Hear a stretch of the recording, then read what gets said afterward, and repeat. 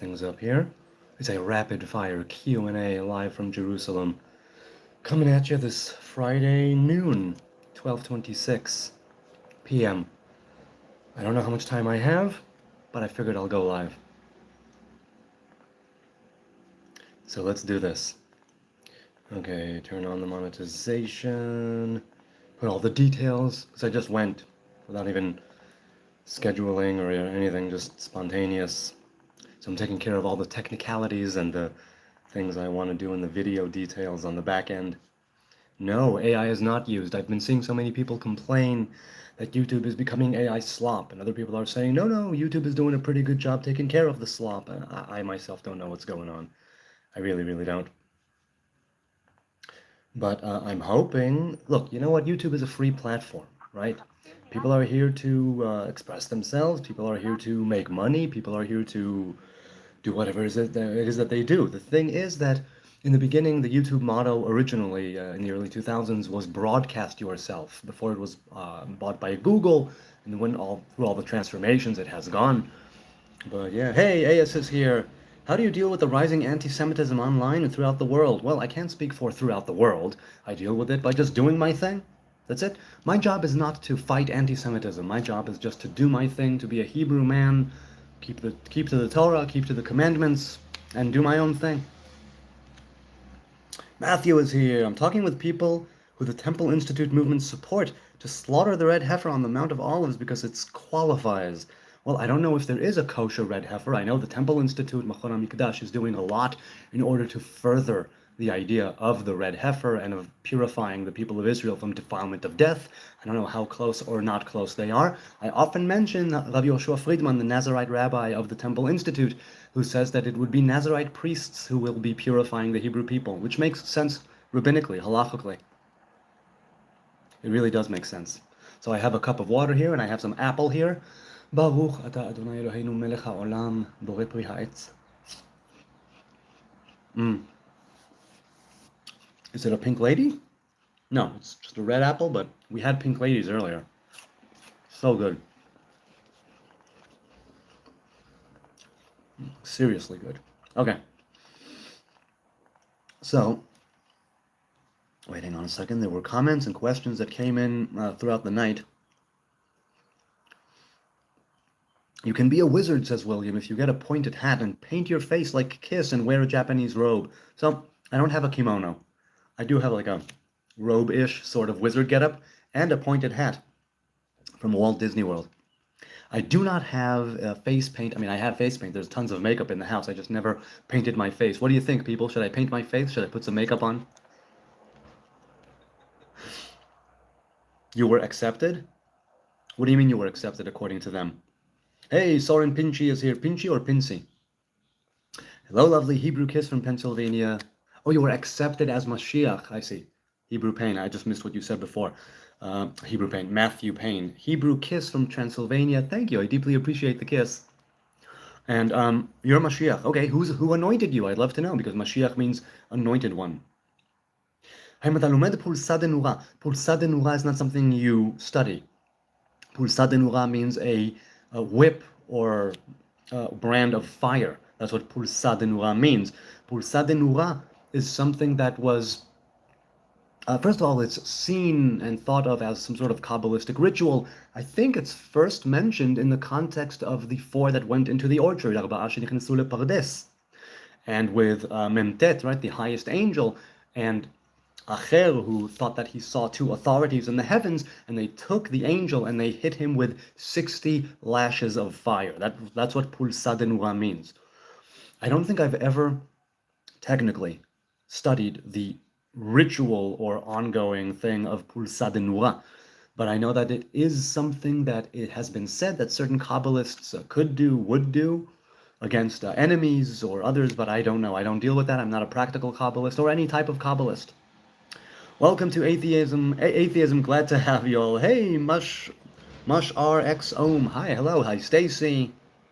Hello, Doom T. Wish you all the best from Germany. Thank you. Hello to you from Jerusalem. Hey, Batty is here. Chief, what's up? It's all good, Batty. I mean, it's not all good. I'm going through some stuff in my life right now, but If I can sit here right now with my cup of water and my slice of apple and talk to you people on a Friday afternoon, it means that everything's okay. If I didn't get a call this morning that somebody that I know is sick or dying or had an accident or some horrible tragedy had befallen, then it means that altogether, all things considered, everything is indeed okay. To take things in perspective, to be grateful despite the hardships, and we each have our own hardships.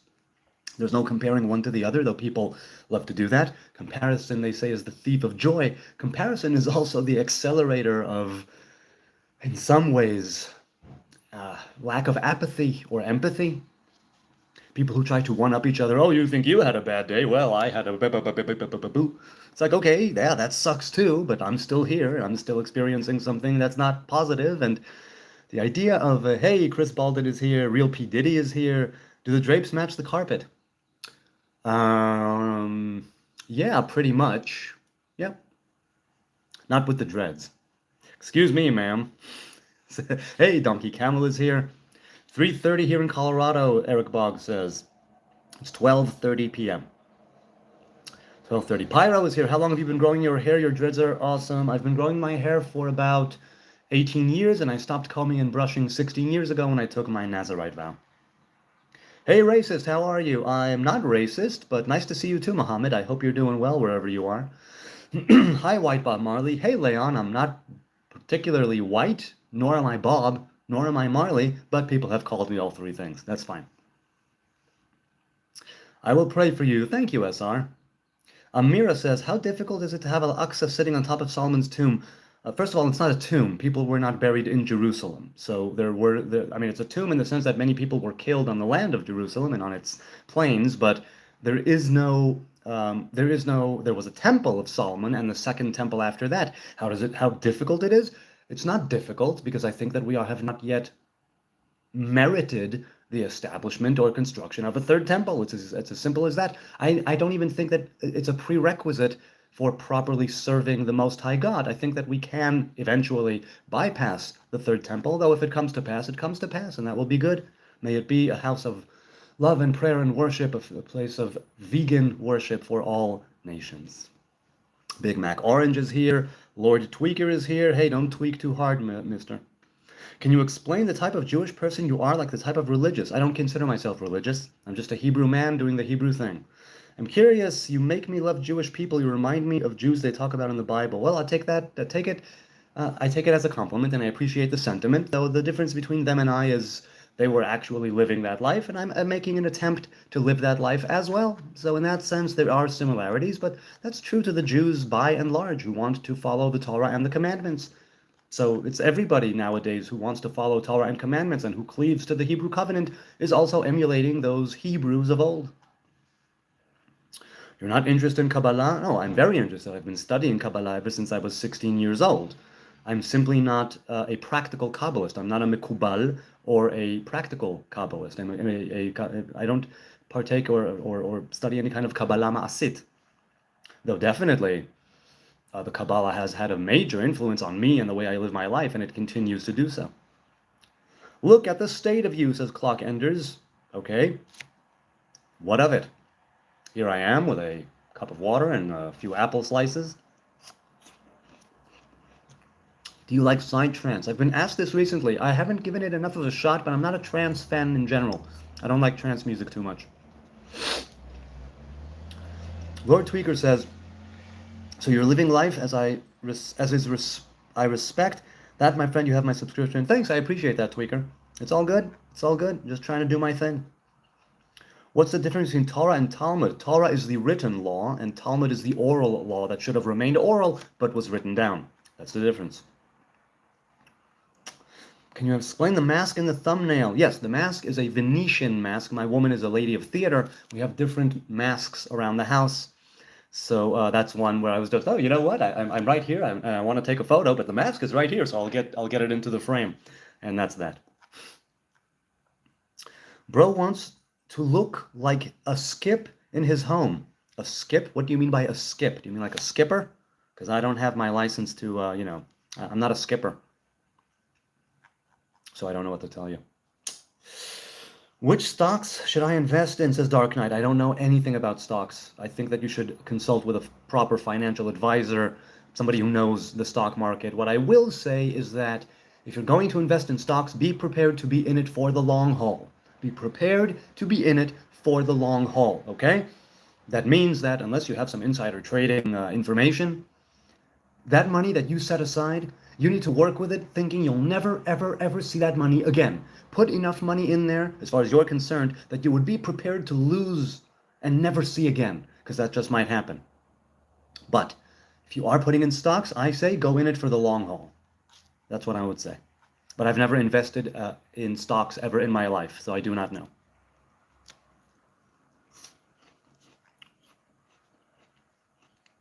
Let's continue.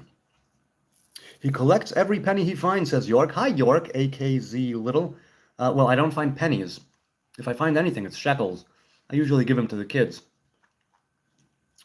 Don't forget to like and subscribe for more interesting conversation. Thank you, Eric Boggs. I deeply appreciate your support. Curtin says, I subscribe because I'm interested in knowing more about Judaism. Well, Curtin, I don't purport to represent Judaism, Torah, or Israel. I'm just doing my thing, trying to represent myself, and I'm doing a piss-poor job at that at times. And at times I'm actually on the money. But this is a place for discussions on faith and spirituality, religion, self-development, and anything that you want to throw at me in the chat. So by all means, if you want to subscribe, I greatly appreciate it. If you don't, it's all good. You know, I do appreciate every like, every sub, every view, every comment.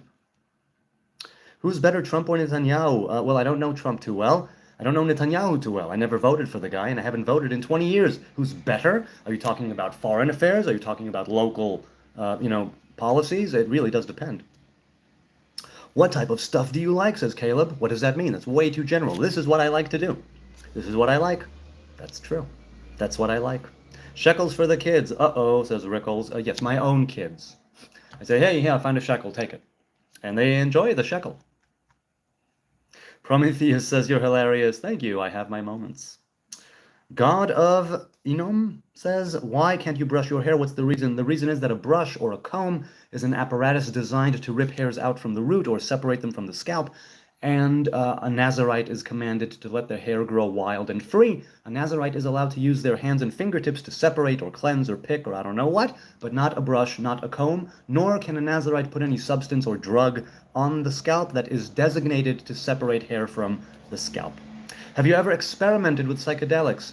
Experimented? No. Taken and partaken? Yes. Several times in my life. I've always had very good trips, and as you know, if you mention psychedelics, I'm always of the opinion that the bulk of one's psychedelic experiences should come from within and not from without. I've done LSD, I've done MDMA, I've done mushrooms, right? Psilocybin mushrooms. Marijuana is also a psychedelic as far as I'm concerned.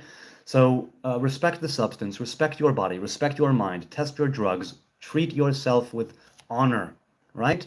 And treat nature or the substance, synthetic or organic, also with the respect that it deserves. Integrate the experience. So, yes. I respect the free-spirited look, says Francha. Well, thank you, I appreciate that. I grow mushrooms. Do you? What type of mushrooms are you growing? Pardon me. What's written in your shirt? Hey, Lumiere, good to see you. This is the shirt that this is one of my military shirts that I got at the time. I've been 5 or 6 years out of reserve duty. This is my reserve regiment. On the front it says Regiment 429 with Harel, that's the name of my brigade. And on the back it says Harel Brigade.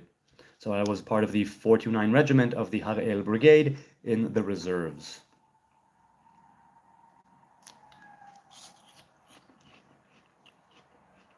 Don't get addicted is the trick. Yeah, I agree. I mean, A, don't get addicted. B, there's psychological addiction, there's physical addiction. It's best not to dabble in either one of those. So do your history, know your history, do your due diligence. If there's history of mental illness in your family, if you know that you are prone to addiction, if you know that there are issues that could be, then do it. If you want to do psychedelics in that sense, speak to a therapist, go to a proper clinic. Or if you don't want to go that route, speak to a shaman if that's your thing, right? Speak to somebody who can bridge those gaps. Speak to somebody who will be able to see you and understand and maybe say, no, this is not the path you are meant to take.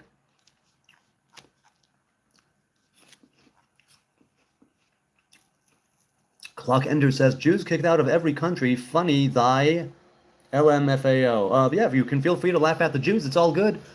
All of the empires, kingdoms, nations, and states that have gone up against the Jews were, well, it failed. And Jews were kicked out of between 15 and 20 countries overall, including the Arab Muslim countries after 1948 and the establishment of Israel. Jews have been also kicked out of plenty of counties and cities and villages and towns, but not 109 countries, as some people say. What am I eating? An apple, Tal. Ty Phillips. Hi, Ty. We got kicked out for being rich, says Jeffrey. Too rich, too poor, too religious, too secular. At the height of leadership, at the subversive revolutionary element, people will find all kinds of reasons to hate Jews. We all laugh at the Jews. Yes, clock enders, many people laugh at Jews. I have no problem with that. You all smell like shit. We're looking at it firsthand. Hasn't showered in 3 years. No, I showered yesterday, man. So I don't smell like shit. Just a hint of BO, which I like. Because I don't mind my BO unless it's like really rampant. And then yeah, obviously yes. Disdroid says, a shaman showed me the secret of the origin of the universe. It's in a book called Genesis. Yeah, I'm inclined to agree. I mean, I enjoy the theory of evolution, and I enjoy the account of Genesis, and I don't see them contradicting each other. Is Bob Marley your messiah? Your hair says otherwise. No, Bob Marley is a dead man. He was a Rasta, and some people say that towards the end of his life he was baptized to the Ethiopian Orthodox Church. But whichever, right, he was a Christian. So I'm not a Christian. I simply took a Nazarite vow. The religious Rastas also take a Nazarite vow, hence the dreadlocks. Victim syndrome is strong here. Really, Rando Bland. What have I said that is so victim syndrome? I mean, there's no denying that Jews have been persecuted. I'm not the one who brought it up. You people are the ones who brought it up. I was simply reacting in this live rapid-fire Q&A from Jerusalem. Diddy is a rookie, says Jeffrey. If you say so, I don't know anything about what Diddy is doing. What songs do you sniff? What songs do you sniff? What songs? What sugs do you sniff? Coke or meth? I have never done coke or meth, and I don't want to do them either. That's on my not even once list. Chicken drums. You can't free Palestine, it doesn't exist, says Matthew Payne. Right, but the people calling themselves Palestinians do exist, and they should be free of terrorism. And they should be free of religious oppression, and they should be free of the bloodthirsty death cults that are leading them. What part of Europe are you from? I'm not in Europe, Barney. I'm in Jerusalem. And I was born and raised in Israel, so there you go. I worship my cats, Patricia says. Yeah, you know what? Egyptians and other cultures and faiths also worshipped cats in the past. Drugs are bad, okay, says M8 Nyan. Do you like cheesecake? I do, but I have not partaken of proper cheesecake in over 16 years. So, yeah. Hey, Joseph is here. Shabbat Shalom. It will be Shabbat in about 7 hours. Just under 7 hours. I've been clean of meth for 16 years, Patricia. Good for you. That is commendable. Unbelievable. How did you manage to do it? If you would, I mean, I'd love to know. If you don't want to share, that's fine. Do you believe Zionism is correct? Yes, but I don't excuse what anybody does in the name of Zionism just because they say it's Zionism. There are people who do atrocious things and then claim Zionism, and I don't think that's true. I think they do reprehensible things that are unethical and immoral, and slapping the label of Zionism on that doesn't make it kosher. Is there anything you missed from before you went vegan? Stone Smurf, good to see you. Pastries. I enjoy pastries, but I, with like butter and cheese. But it's been very easy for me to let go. Once I decided to go vegan, same thing with the alcohol. I decided alongside the Nazarite vow, shortly after I took that, to forsake all alcohol, and that's it. I was ready to say goodbye to animal products, and I was ready to say goodbye to alcohol. I was ready to say goodbye to the brush and the comb. Rastafari, says Bihad Marsh. Yes, indeed. Rastafari in Hebrew is Rosh Tiferet. Rastafari in Hebrew, Rosh Tiferet means head of splendor. So Rastafari, right, it was crowned in 1930 in Ethiopia, the Emperor Haile Selassie, meaning might of the Trinity, Chayil Hashlosha in Hebrew. I found love, my husband helped me. You know what? They say that the opposite of addiction is connection. And you finding love and a husband that helps you, that is beautiful. That's really great. Good for you. That's really wonderful. ברוך אתה אדוני אלוהינו מלך העולם שהכל נהיה בדברו. Oh yeah. Okay, Lord Williams says even trolling is like international cheese, has its different specialities and flavor. Oh, I agree. Definitely. You're cool, says Patricia. I have my moments. Metallica or Megadeth? Metallica, no questions, because I didn't listen to enough Megadeth. Metallica, I kind of tuned out after Load. The Black Album, Master of Puppets, and Justice for All. And even some of Load I enjoyed. I did also enjoy parts of S&M, right, of Metallica and the Symphony Orchestra. I thought that was really well done. And Hatfield's voice had gone through a transformation, and it was a very interesting thing. But ever since then, I kind of tuned out. I'm sure they're still doing a lot of great stuff. Megadeth, too, probably. But I have not listened to enough Megadeth in my life. And I've listened to plenty of Metallica at the time. I have friends in the IDF, he says. Well, that's cool. Where are they serving? I'd love to know if you can say. He might have some Kool-Aid too. Oh, snap, says Goon Squad. Hi, Goon Squad. Good to see you again, if it is indeed the same Goon Squad. Pardon me. Highly elastic was a nut job, says Rant God Official. I think you've been here before, Rant God. Good to see you again. What was that you said before drinking? A blessing over the drink. And before the apple, I said a blessing over the apple. It is to bring about the unity of the masculine, feminine, physical, spiritual, yin, yang, positive, negative, and the different poles and polarities of the world. Before you partake of something that nourishes your physical body and brings you sustenance, you basically couple it with a spiritual grace or blessing or acknowledgement of that idea of things coming into existence in the physical world having a spiritual root. And with you speaking, taking that moment before you satisfy, before the satiation, to take that moment and stretch it out a few seconds and give thanks to the Most High, that's something crucial, in my opinion. So yes, the translation of the prayer is, Blessed are you, Adonai, King of the universe, that everything was made by his speech. That's what it was. Hello, are you a guru? No, I'm not a guru, Craig. I'm just a simple dumbass in the Middle East with a cup of water, a slice of apple, and a phone. That's what I am. That's all I will ever be. Not a guru, trust me. Does Judaism see wars, food shortages, increase in sickness as signs we're close to end times and God stepping in? No, Judaism sees the world and the natural world as a cyclic thing with a random and chaotic element to it, albeit under the all-watchful eye of the attribute of judgment and meticulous calculation. So when you speak of things like diseases, food shortages, sickness, and war, these are not signs. This is just the way of the world. Simply put, the way of the world. So the way of the world is that these things happen, for better or worse. There's a catalyst, it's completely random, who knows? But it does happen, and your job is not to go and investigate necessarily why that the no, your job is just to do your thing and live your life in such a way that wars, food shortages, and increasing sickness will be less of a factor, right? To do less harm, to do more good. Piss on Israel, RG says. Yes, Israel does love a good golden shower. So I say if you're going to do it already, get a bunch of people together, stand in a circle, right, with Israel in the middle, like with its arms wide and its mouth open, and just have at it. And if you can actually live stream that somewhere, you'll be able to get, a lot of money. How do you feel about Bibi sending funds to Qatar to support Hamas? So I've mentioned this the other day because it comes up all the time. Hamas was established as a welfare organization, a charitable organization, in order to elevate the quality of life of Palestinians. It was indeed founded by two sheikhs, right, Ahmed Yassin and Abd al-Aziz Rantisi, as an offshoot of the Muslim Brotherhood. And so when Israel was transferring funds to it, either as the middleman from Qatar and other powers, or as the primary funder, they did it at the time, if I'm not mistaken, when it was still thought that Israel is interested in raising the quality of life of the Palestinian people, so they will be less interested in war and death. And so that's why. How do I feel about it? I feel like it was a misconception, because the Israeli government, whether it was them funding or simply transferring funds from the outside, they thought if we could raise the quality of life of the Palestinians through transferring these funds, they will be less interested in martyring themselves for genocidal maniacs like they are doing right now. However, that was not the way it happened, and Hamas, from being a charitable welfare organization, had become a militant, bloodthirsty, warmongering death cult. So that kind of didn't pan out.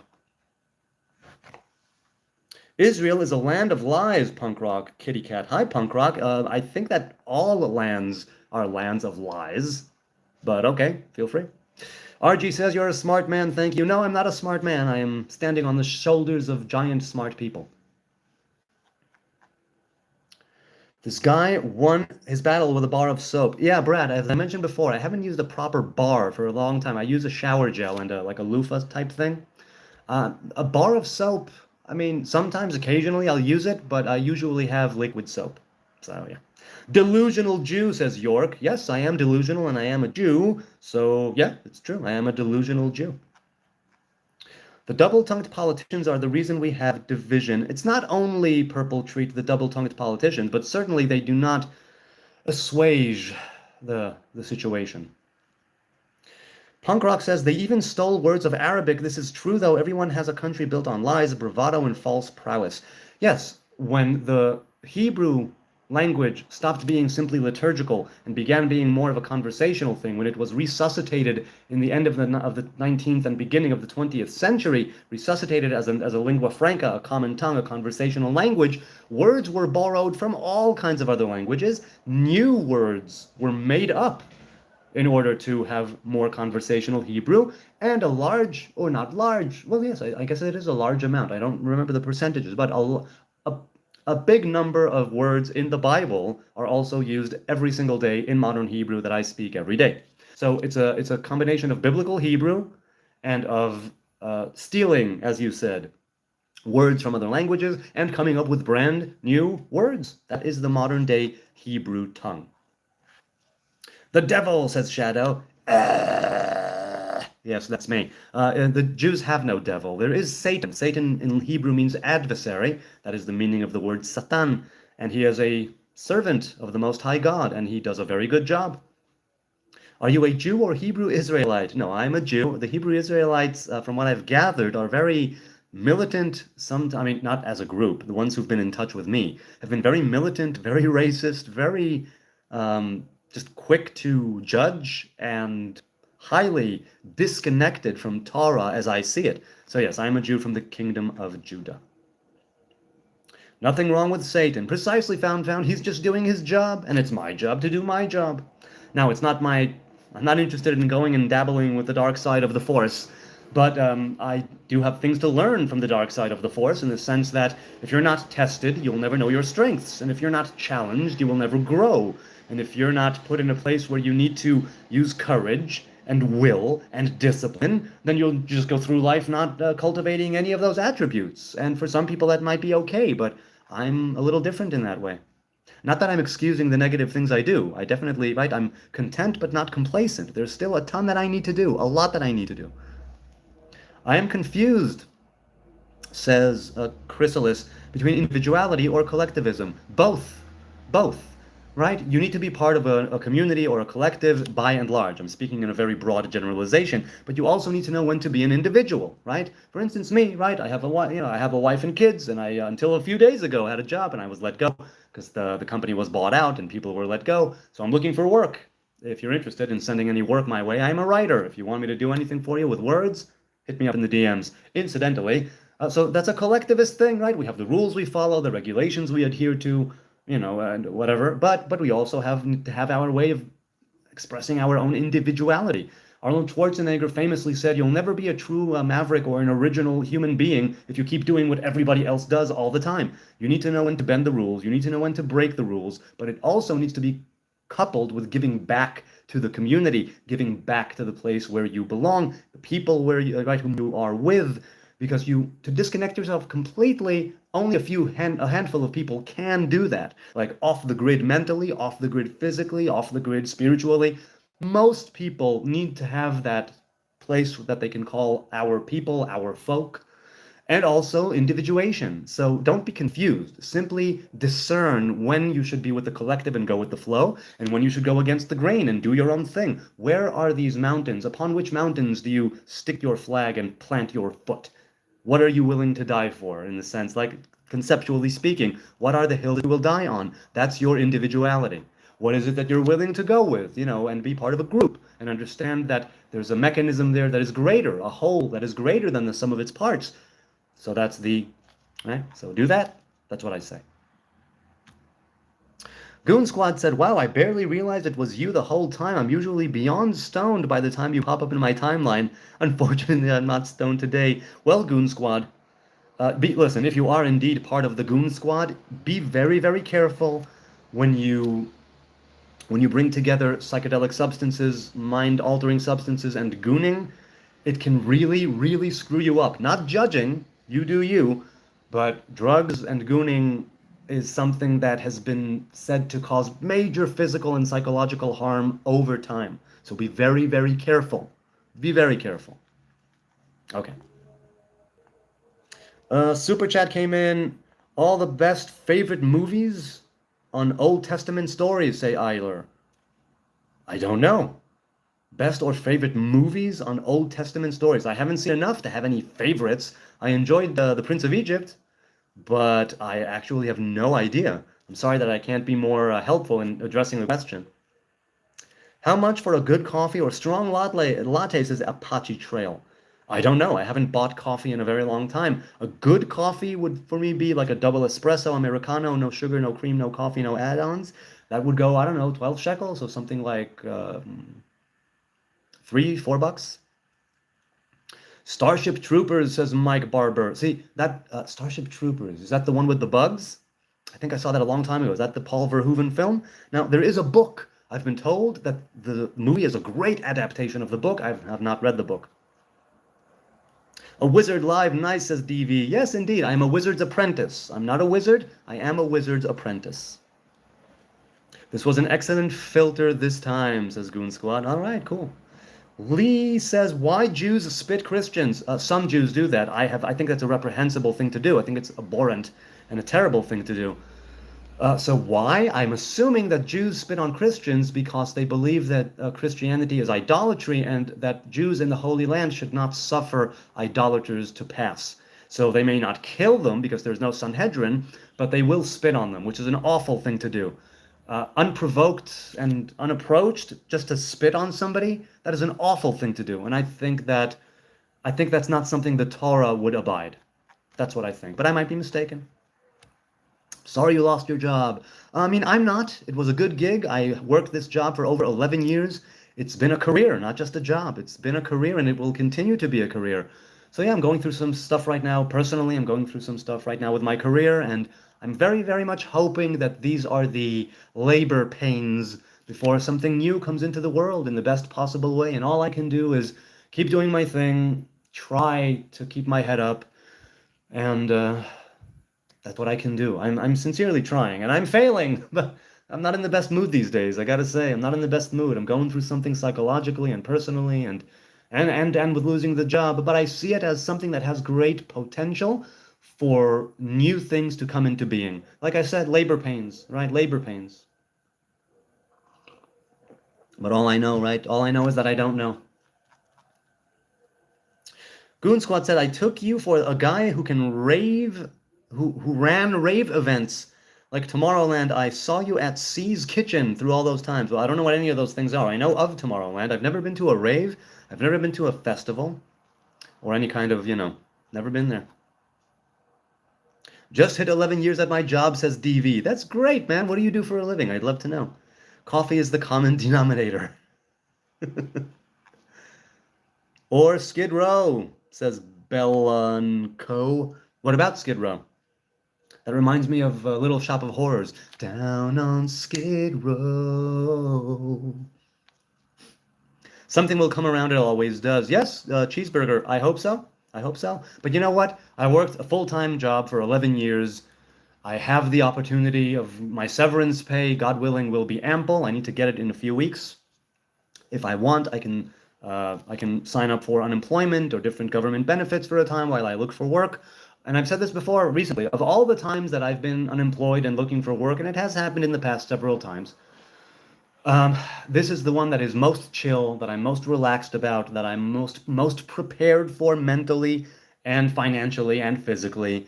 And so I give thanks to the Most High God, because I've known times of great stress, and that losing my job was a true calamity, and that I was stressing before each interview, and then frantically looking and searching and being depressed and falling into a spiral of negativity. And this time I don't see that happening. It just might, in time. Hopefully that time will not come, and I will be able to gain gainful employment.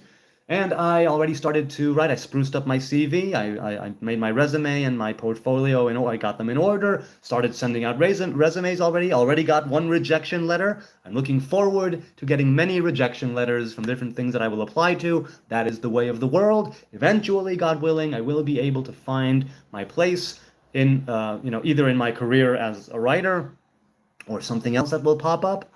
God willing, time will tell. Time will tell. God willing, Israeli boy stoked to receive U.S. taxpayer money. No, ZNRT. It is actually my money that I put aside each and every month. So you can take that attitude and shove it up your arse. And while it is true that the U.S. does give aid to Israel, it also gives aid to over 170 other territories. What is also true is that even though Israel is a main beneficiary, Israel is also a main, what would be the term? Anyway, a main beneficiary of U.S. industry, because 70 or 80% or something thereof that Israel gets of the funds goes back immediately to the U.S. industry. So as I said, you can go and, shove it up your ass. How is he not a hippie? OMG, who said I'm not a hippie? To be hip means to be aware. That's why they called hippies hippies. And I try to be a hippie, definitely. I do try to be aware. Something I'm failing at, but I'm trying to expand my awareness with each passing day. So, yeah. Hi, sir, are you Jewish? Yes, I am, MB. Are you? Am Yisrael Chai, the people of Israel live, says Midnight. Hi, Midnight. A main leech, says ZNRT. Okay, well, fun fact, I'm actually American, not born in the States, but I am American, so that's my taxpayer money too. How do you feel about that? Kind of burst your bubble right now, didn't I? Kind of shifted the things when you find out that I'm an American passport holder. Aw, what a shame for you to talk shit and then have it completely disintegrate. Chaotic Martian says genocide Krieg. I don't know what that means. Maybe you meant cringe, but there is no ongoing genocide. The only would-be genocide is if Hamas had their way. Thankfully, they don't. Thankfully, they don't. What was your job? I was I am a writer, I was working in marketing, copywriting. I was the head of a copywriting team. Witty you are, says Kufi 1737. Not particularly, but I have my moments. Scrolling down. Never again is now, says Midnight. Yeah, that's, the people of Israel here. Selectively commenting typical Jew. ZNRT, there are 120-something people here. Don't be so self-absorbed. Get your head out of your ass. I know I said to shove the attitude up your ass. That's cool. You can leave the attitude up your anus, in your colon. Take your head out of your ass and understand that there are many people in the chat. It's moving fairly rapidly, and I can't go each and every time to just, ZNR said something. Oh, I got to address that. No. Get your head out of your ass and understand that there are many other people here who are also speaking, who I'm also ignoring, according to you. What I am actually doing in reality is I see something come in over here, I address it here, and then I scroll down to keep the dynamic chat of the quality going. But of course you, I'm such a victim. He's selectively commenting. Typical Jew. That only serves to make you look like a fool and an ignoramus because you don't know what a chat in a live stream is. Okay. Hello, you're really entertaining, says Tribes your dog. Tribes my dog? I mean, she died a year and a half ago. But okay. Why do you look like you live under a bridge, says Guardian? I mean, Rabbi Nachman of Breslev said that the world is a narrow bridge, and in that sense, I live under a bridge. That is correct. He said the main thing is not to be afraid. Not to be afraid on this narrow bridge. And so I do live under a bridge conceptually, right, metaphorically speaking, and I look this way because I let my beard and my hair grow wild. And other parts of me are also pretty wild.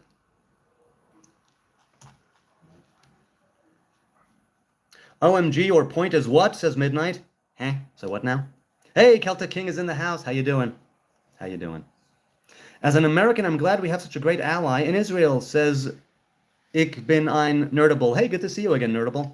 As a disabled person, I value Israel's contribution to the medical industry. Yes, many people who are anti-Israel will say the Jews have never contributed to anything ever, while they are probably typing or saying that or looking at a screen that a Jew or an Israeli helped to innovate and improve upon.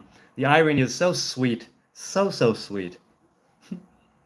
This could be your new gig, says Kufi. Well, look, possibly if I get a sponsorship deal or a brand deal, the money that goes into this channel from viewers with ad revenue, super chats, super thanks, super stickers, anything that ends up in my bank account from those goes to charity.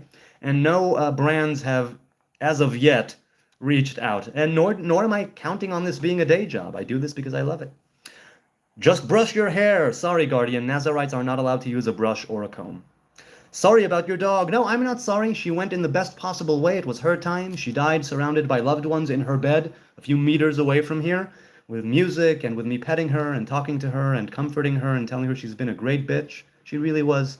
She was a great bitch. Sure, sometimes she was a stinky pinky winky, but overall, she really was a great companion, and I loved sharing our house and our life with that little bitch.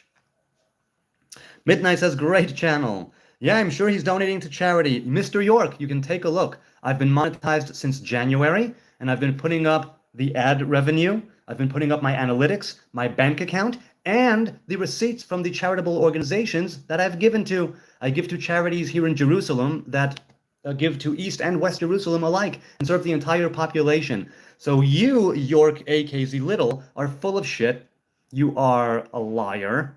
You are probably what is it that he said? He's donating to charity. By all means, check it out. I have all the proof to back it up with. I am as transparent as can be about this because I want people to know where their money is going. So if you really want to talk shit, understand that what you're saying is absolute lies. Yes, I am giving to charity, and I have all of the proof to back it up. And if you doubt me, go ahead and look. I hate my job, said Kufi. All right, are you working on getting another one? What did the Grateful Dead say, huh? Keep your day job until your night job pays. Are you on the road to something else? A different career, more education, moving up the ladder? And what is it that you hate about your job? I'd love to know. Tribe says, dude, can you tell me if you were a remote, where would you be because I lost my remote? Under the couch cushion. Under the couch cushion. ZNR says, why do you look like every stereotypical Jew? Hey, there are over 100 people in the chat right now. By yes and no, do I look like a stereotypical Jew? Stereotypical. That means that I have the nose, yes. I have the glasses, yes.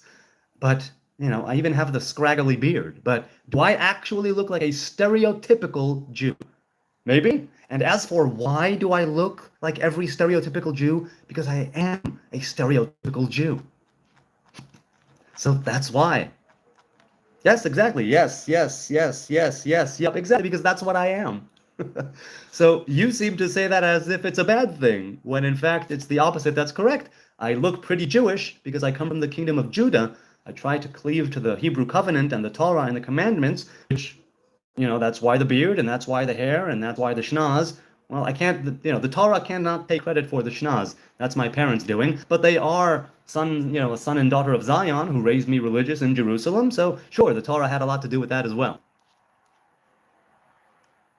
How do you feel about Orthodox Jews in New York that's going against Zionists? I feel that while they do have something of an anchor in the Songs of Solomon and the Three Oaths, I think that they are mistaken. Because you can have an argument against Zionism, but to say that Zionism in its modern incarnation, that the modern day Zionism, not the biblical Zionism, the modern day Zionism that they are against, to say that it's against the Torah is foolish and wrong. To say that it's against halacha is also foolish and wrong. To say that it has no roots in the Bible is also foolish and wrong. So they can keep their opinion, but to say that the opinion and the argument for the state of Israel is false, that's verifiably inaccurate.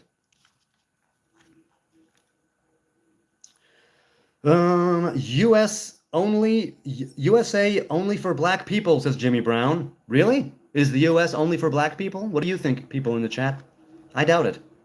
Doubt it. Why are Jews spitting on Christians? Calling it tradition. Nobody called it tradition. What are you talking about? But if somebody did, why don't you donate it to thousands of injured Palestinian children? I've been asked to do this 5 or 6 times, and I said, yes, I will, with one caveat. I need undeniable proof that it won't end up in the hands of terrorists, because terrorists use charitable organizations and welfare, different people taking in money. They use that to fund their terrorism. And you know what? 5 or 6 times, when I said, because I actually post my analytics and I show how much the channel made, and I say, give me ideas, where do you want me to give this? Understand, I usually donate here locally in Jerusalem, but I'm open to suggestion. Every now and then someone will say, donate it to Gaza. And I'll say, okay, I want to. I will donate to Gaza. It's on you to give me the proof that it won't end up in the hands of Hamas. And you know what happens then? They disappear. They disappear. They disappear into the shadows and the mist because they have nothing. They have absolutely nothing. So if you want me to give the money, it's about $350 that was raised in June that I received in July that I will be giving, I hope, in the next week. So if you want me to give it to a place in Gaza, yes, I will do that. You need to hit me up in the DMs, Hebrew Nazarite, look for my tree, or in the comments, and give me proof, undeniable, indisputable, 100% airtight, sealed proof that it won't end up in the hands of terrorists, and I will. I will. So, why don't I? Because Hamas uses charitable donations for funding terrorism. Like Hamas uses UNRWA vehicles and establishments and structures for terrorism, just like they use the Red Crescent ambulances and personnel for terrorism. Precisely that. That is why I have not given, because when I've asked and said, yes, I will, show me who I can give to, they said, oh, well, we will. Tyler says, you're so full of shit. Really, Tyler? I'm speaking the honest truth. This is literally how it's gone down. Ever since the channel was monetized about 6 or 7 months ago, occasionally someone would say that. I would respond that way, and they would disappear. So, there you go.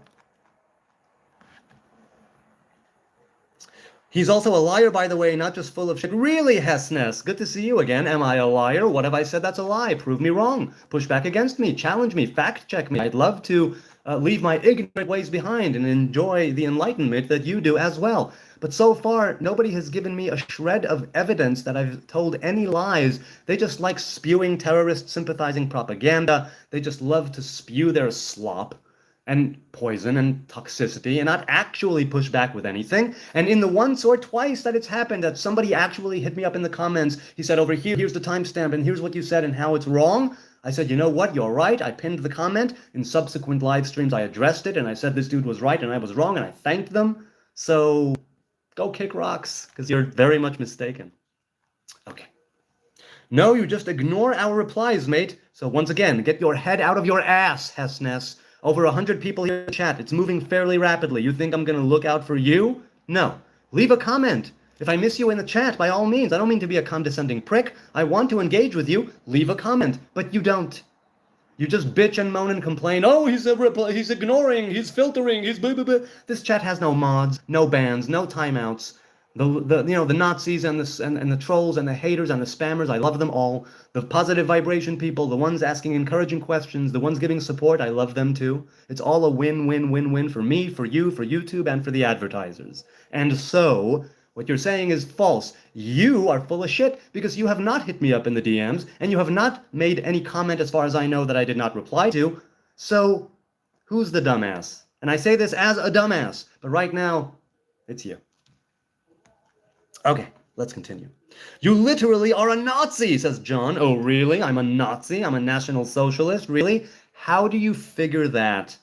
Maybe, just maybe, you're full of shit. Ah, ding, ding, ding, ding, ding, ding, ding, ding. Yes, we have a winner.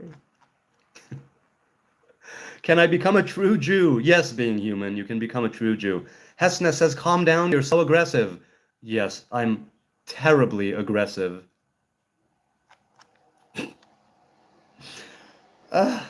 Okay. Do you have the book Kol Simcha by Peshischa? No, I do not. I do not. I don't have anything by the Rebbe of Peshischa, actually. Do you think Israel reacted proportionally to 7th of October? First of all, yes. Second of all, yes, in the sense that it went after Hamas. That's the proportionality. You have a terrorist organization, you're fighting a defensive war against the terrorist organization, you hit it. The terrorist organization decides to embed itself into the population and hide behind them, use them as human shields and cannon fodder, and put their munitions and the communication centers and There are different headquarters and personnel in mosques and homes and schools and hospitals, and so people get killed. In war, people die. I know this shocks many people, but in war, people die. Civilians and non-combatants as well. Certainly, if Hamas is interested in raising the death toll, which it is, for purposes of religious martyrdom and propaganda. Oy vey, says Tweeter, am I right? Yep, oy vey, damn right.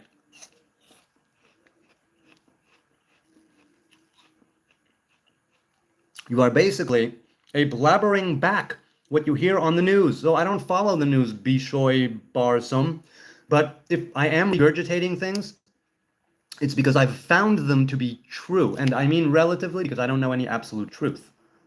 But I have lived here all my life. I've been a civilian and I've been a military man, and I've seen some shit.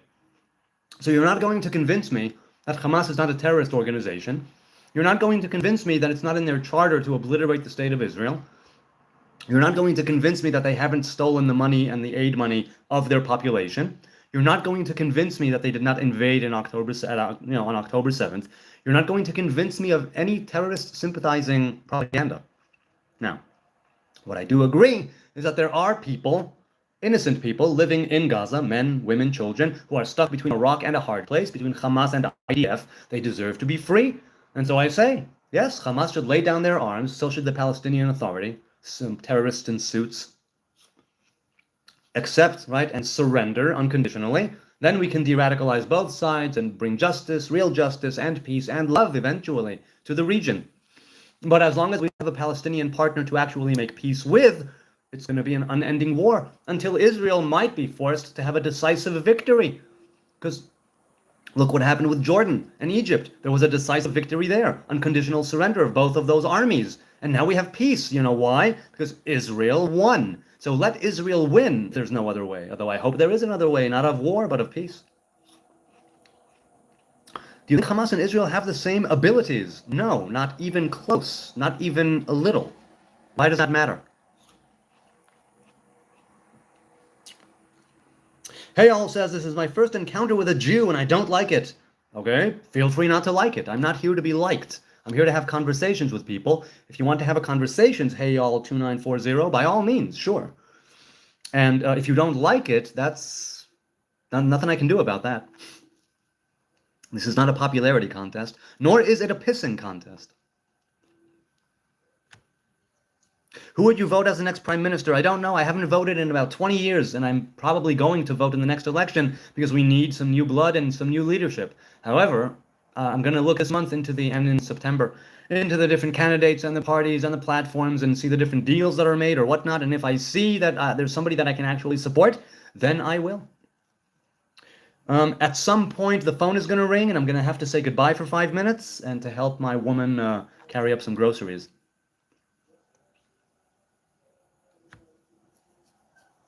Let's see.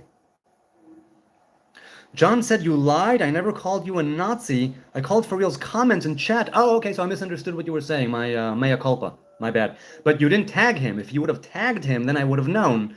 If you don't tag him and I read something, it's safe to assume to some degree that it's addressed to me. But my apologies, did not mean to misrepresent what you said.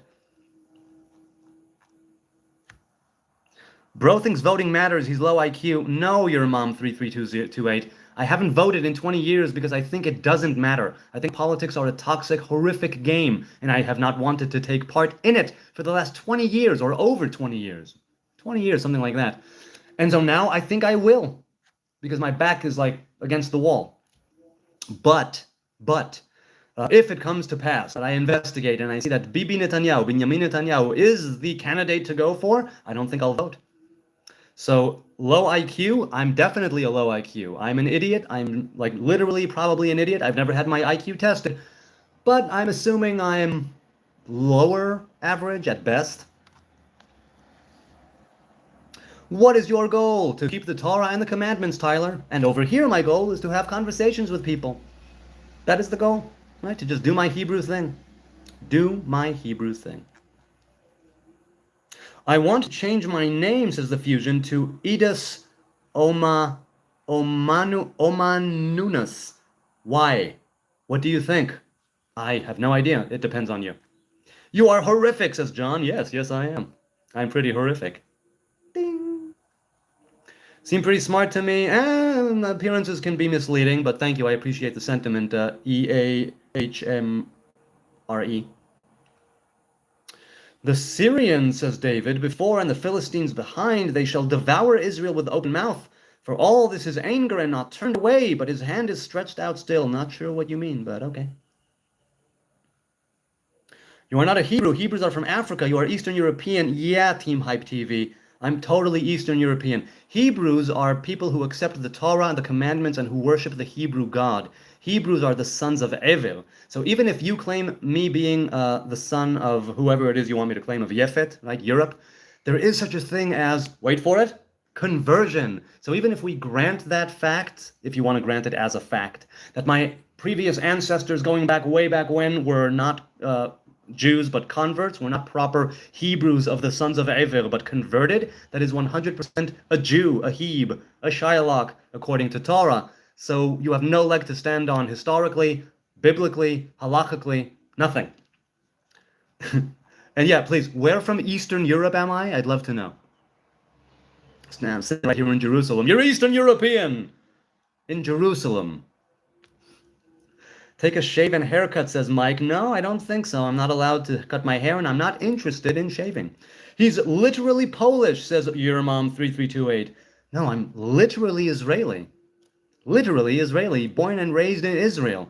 You're just spewing garbage. Now, by all means, continue spewing garbage. Whatever makes you feel good about yourself, whatever makes you feel higher, nobler, holier, keep doing your thing. It's more engagement in the chat, and it's more, and it's more back and forth for me to have fun with. So if you want to call me Eastern European, Polish, Khazarian, colonial, settler, I don't know, whatever you want to call me, insult me, laugh at me, throw everything you got at me. It's all good. It's all good. And maybe, just maybe, the bile and the vitriol and the toxicity and the poison will get out of your system, and there will be a small, tiny vessel there that will be able to accept positive vibration, kindness, grace, peace. Maybe. So yeah, bring it, just spew it all onto me. Give me all you got. It's all good. Make your mother happy, says Mike. That's good advice. I mean, not at all costs, right? Mr. Gabriel says, I'm being accused of my psychic power to have killed an evil rabbi in Tzfat. That's a question. I have no idea. Are you being accused of killing a rabbi in Tzfat? I learned I was in yeshiva in Tzfat for 3 years. So good. Such a good time. Such a good time. Man looks absolutely Middle Eastern. I don't know how you people get that he's white, says Toda Salam. Because people see what they want to see. And it's good to see you again, Toda Salam. I appreciate it. Hessness says, he won't reply, Yorker, to people who spam replies that could upset his sense of self. No, once again, that's really self-involved, self-absorbed, egocentric, because I do reply to things. And do you see what I told you before? You are full of shit and you're a hypocrite because you did not reach out in the DMs, you did not reach out in the comments. No. You'll take this chat stream as evidence and proof of me, not responding to people who spam replies because of my fragile ego, my sense of self.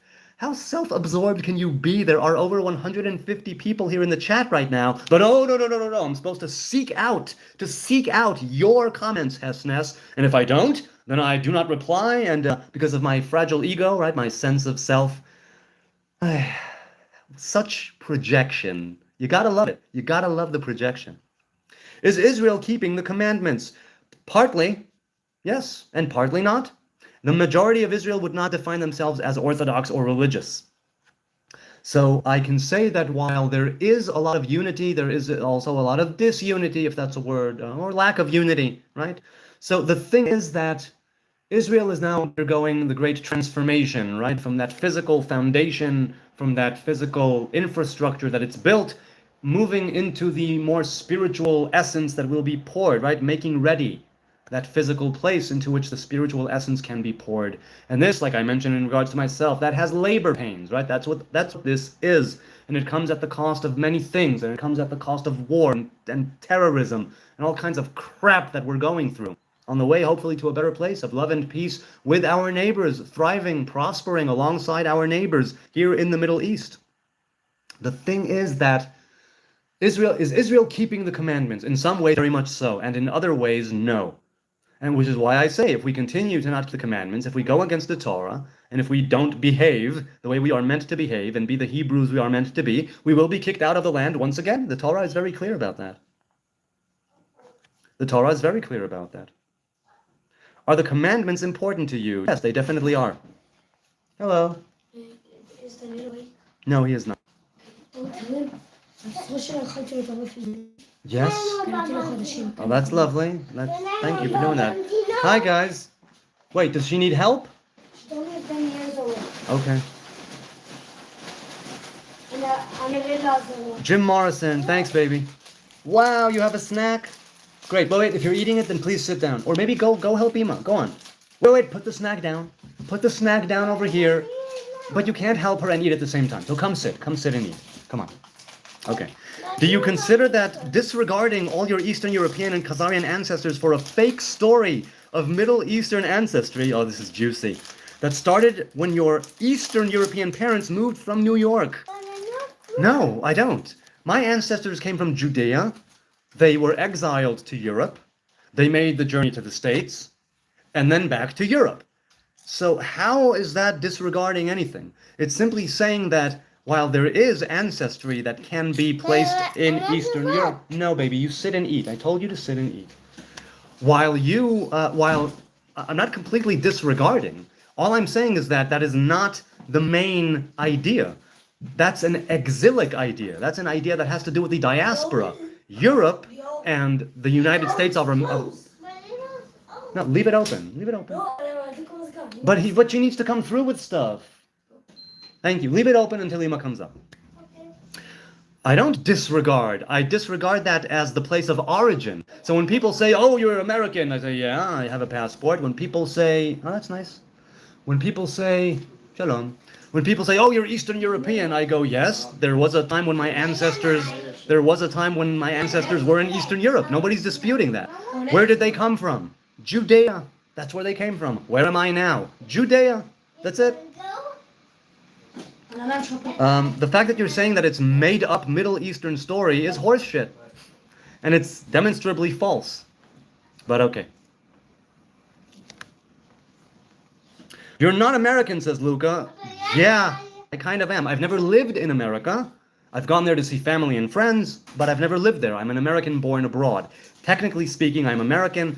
My state of mind, my humor, also very American, I'm told.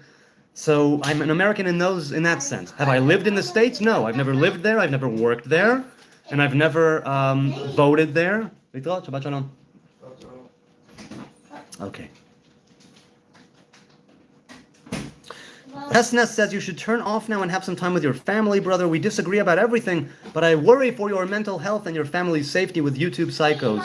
Thank you. I appreciate that, Hesnes. Do you miss eating grapes? Yes, I do.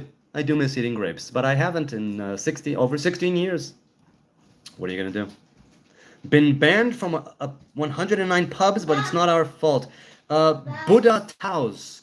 No, Israel has not been kicked out of 109 countries. That's Nazi propaganda. Hey, hello. What?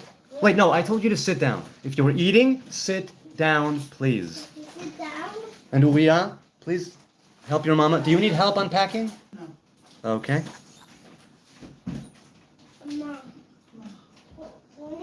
You're not American, no big deal in my opinion. See, again, in some ways I am, and in other ways I'm not. This is not that hard to believe. On the floor? It says on the floor. Yes, you may sit on the floor, but please sit.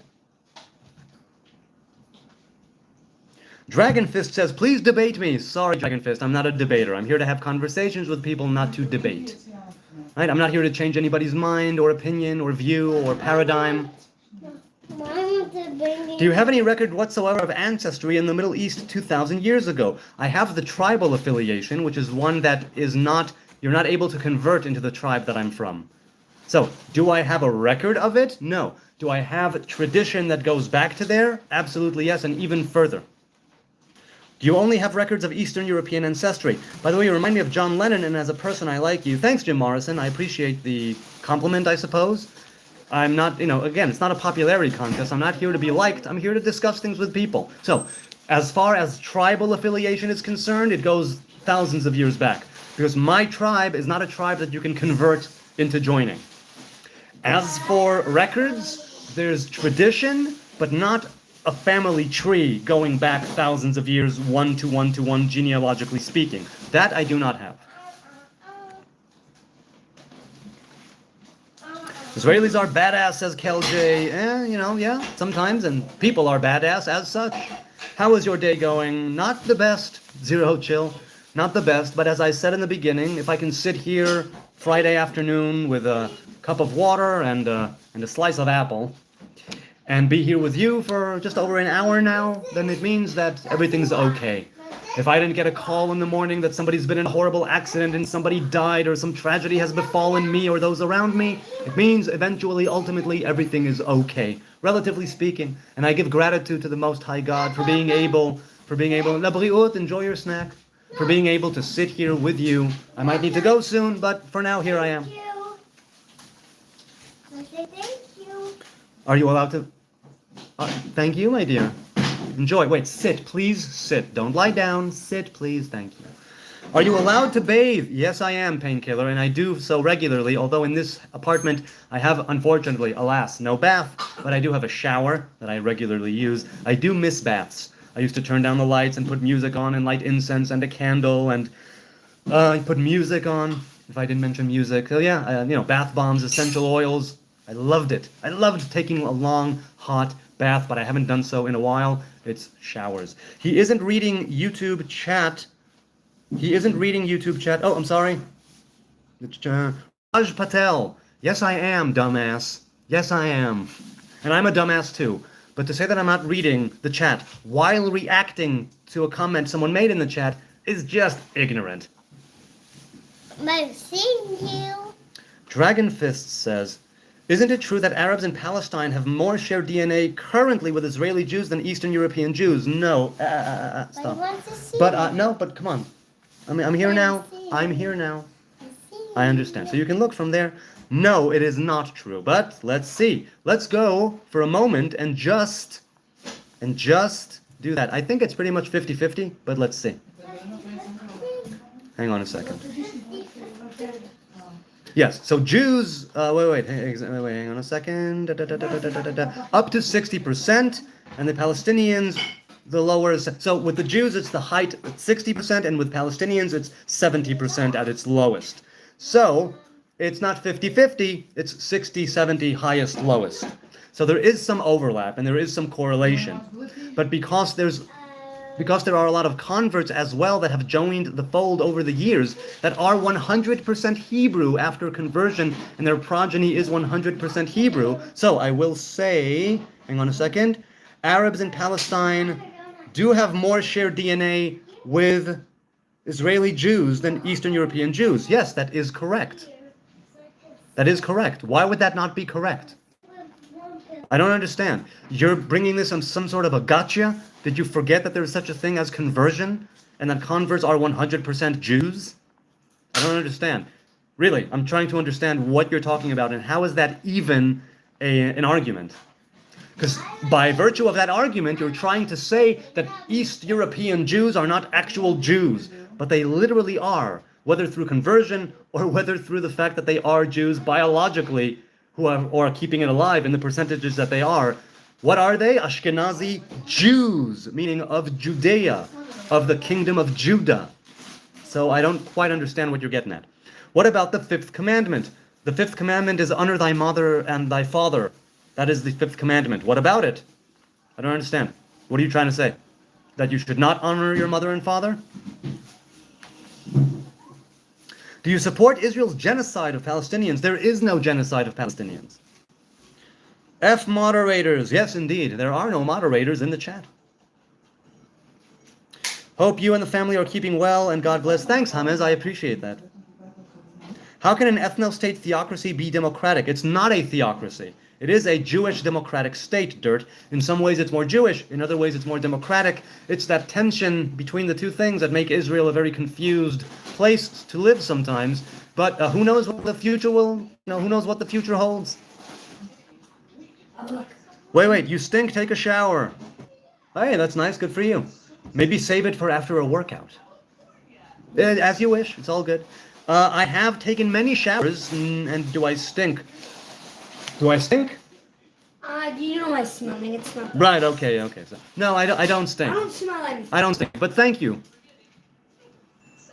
Dragonfist says yes. There are religious Jews. Jewish hermitage don't equivocate. The point is, you are very far removed from the actual original tribes. False. I, as an individual, am part of a very ancient tribe, more removed than current Arabs. Again, Arabs come from Arabia, far away from the land of Israel and Judah. Jews come from Judea. Even in the name, you can see the inconsistencies of what you're saying. Now, let me be very, very clear.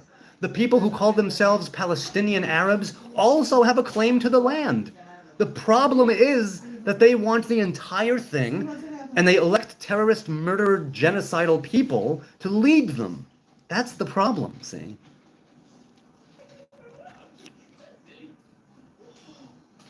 The genocide of Palestine, the genocide is of narrative you sheep follow. Yes, I'm also of the opinion that it's not a genocide. Did he say you don't stink, but you do smell, said Fred Uckers. Yes, I do. I do. No, he said he doesn't. He said he can't smell too well. That's okay. I mean, the place is completely destroyed. Trump and Bibi are making real estate deals on the Gaza Strip. Okay, I think it's been destroyed because Hamas had embedded itself into everywhere, with the deliberate intent of raising the civilian death toll.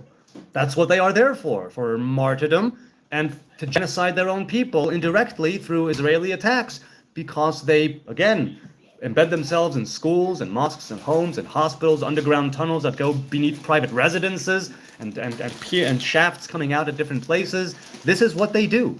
This is their tactic. That is terrorism. Thank you, I don't want any. Joshua says, do you have any advice for an aspiring Nazarite?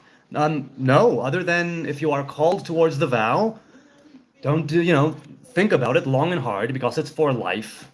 Know which vow you want to take. And no, there is nothing, there's no advice, because it's a very idiosyncratic and personal vow. And every Nazarite that I've spoken to had his or her different reasons for taking the vow, and the way that they see it, and the things that they've gained from it, so to speak. So the Nazarite vow is one of those things that you don't get to experience unless you're all in, especially these days without a temple. So there is no advice that I can give you. There's nothing that I can say here or there. I will simply say to those who are being called to this vow, do your due diligence, understand what it is that you are binding yourself to, and if you are still called to it and you want to, answer that call. Answer that call. More and more people, not many, but more people than before, are answering the call to Nazariteship these days.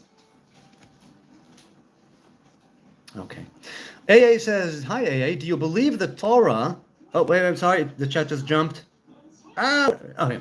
Do you believe the Torah to be true in the same sense you might believe scientific principles? No, because the Torah that is written right now on parchment or in a book is only the physical manifestation of something that has a spiritual root. And by the time it comes down to the physical world, it already is in a physical world of good and evil, of push and pull, of yin and yang, of masculine, feminine, right? A world of duality. Whereas scientific principles and the scientific method is more along the lines of, let's prove why this is true, let us be less ignorant, and let's come from a place of not knowing, and let's see if we can replicate studies, let's see if we can make something known about the nature of this world that we live in. So, certain scientific principles might actually, within this world of duality, hold some sort of a great truth in relation to the physical world we live in. The Torah is something that has a physical presence and a spiritual root, and they don't always coincide with science or with history, because I don't consider the Torah to be a scientific book or a historical book, but certainly there are instances where science and history would come into the picture. And by science I mean questioning. Right? They believe the Talmud, half-yoked says, LOL. Okay, some people do go along with the Talmud. There are Jews that don't, like Harite Jews, all kinds of Jews. Torah whack, says YouTube. YouTube. Hi, YouTube. I am indeed a Torah whack. I'll give you that.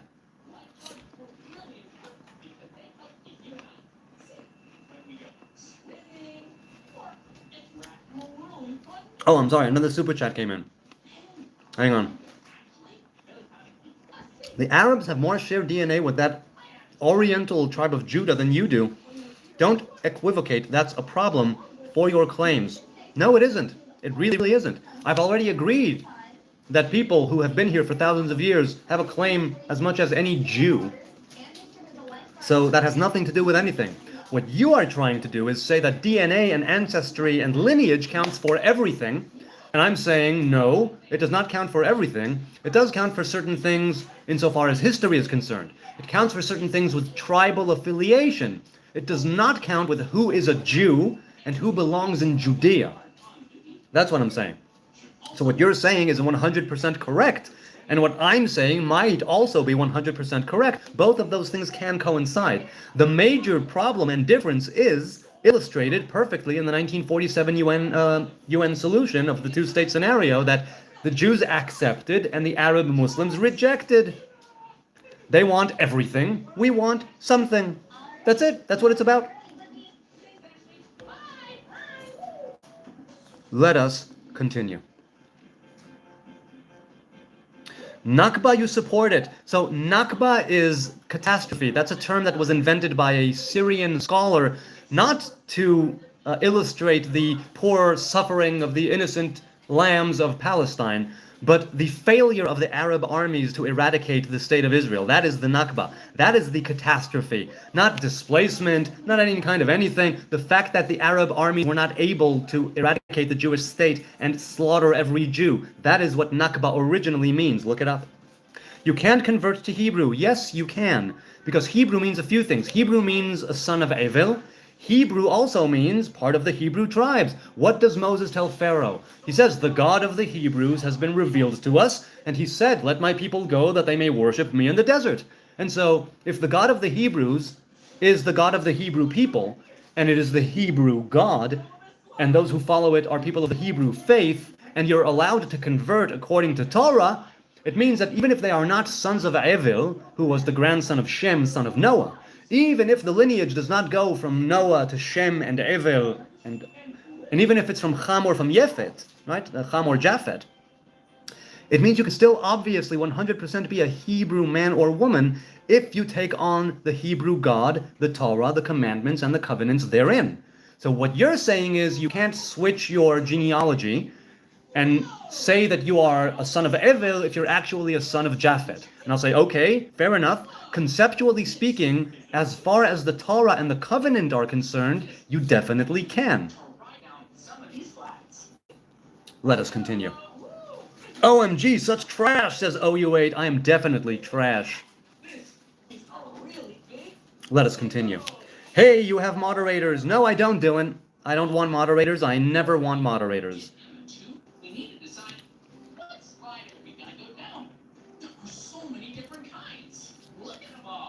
Achi, be with your family. Thanks, man, but they're doing their thing. I have all of Shabbat to be with them. Right now I'm doing this, and if there's a need for me, then obviously I'll stop streaming and go, of course. But right now, a couple of them are watching TV. One of them is asleep. Two of them are asleep. Okay. Chris says, that's nice. When you don't have anything intelligent to say, you criticize his looks. You hive minds are funny. Hey, I don't mind. It's all good. Criticize me, insult me, laugh at me, ridicule me. It's all good. What do I care? Laugh. Laughter is good for the immune system. Laughter is good for health and wellness. Laugh. Laugh at me.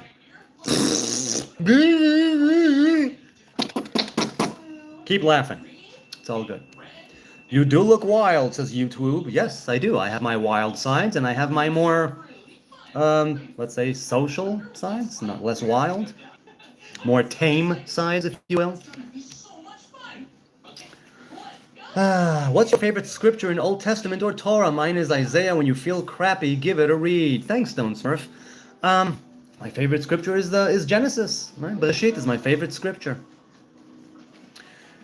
LOL, you're a funny dude. Keep doing what you're doing. Yeah, that's, keep doing what you do. Yes, Freddy, that's what I do. That's what I do. That's what I'm doing. My sheep hear me and they know my voice, period, says Tony A. Fornash. Okay? Sheep know your voice? Yeah, if you're the shepherd, they just might. They just might. There are no J's in the Hebrew alphabet. That's true. There is a Gimel, which is a G and a J. So you're kind of mistaken about that. There are 7 kfulot. There are 7 double letters. Bet, Gimel, Daled, Kaf, Pei, Resh, Tav. Right? There can be Bet, Vet, Daled, Daled, Taf, Saf, or Taf. Right? Resh, Resh, Pei, Fei, and Gimel, Gimel. So you're kind of mistaken about that too. Although it might not be Gimel and Gimel, the letter Gimel can be seen as such. Hang on, okay. Let's continue. 1 minute says, how are you, Jonathan? Doing well. Hey, Ginu, how you doing, man? How you doing?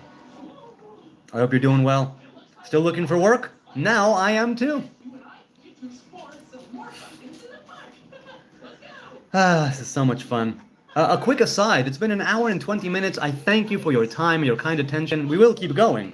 I just want to say thank you. The likes, the subs, the views, the chats, the comments, the DMs, the haters, the lovers, the vitriol, the insults, the criticisms, the encouragement, the support, the Nazis, the trolls, it's like, I love it. I love doing this. I take such sustenance and energy, and it's great to do. And like I said, I haven't been in the best mood these days, and this always helps to cheer me and pick me up and give me some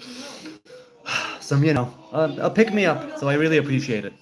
Do you smoke weed? No, Eden Elia, I do not smoke weed nowadays. I have smoked weed in the past, and I am a fan of marijuana, but I no longer partake. Have a wonderful day. Thanks, Todd. And you as well. Love from Florida, says Jacob. Hey there in the Sunshine State. Hello. How you doing?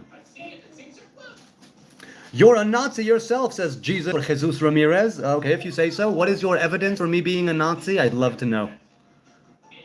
Purple Treat says, asking again, doesn't Israel mean humanity like in old literature that describes humanity as man? It means both man and woman, not to be confused.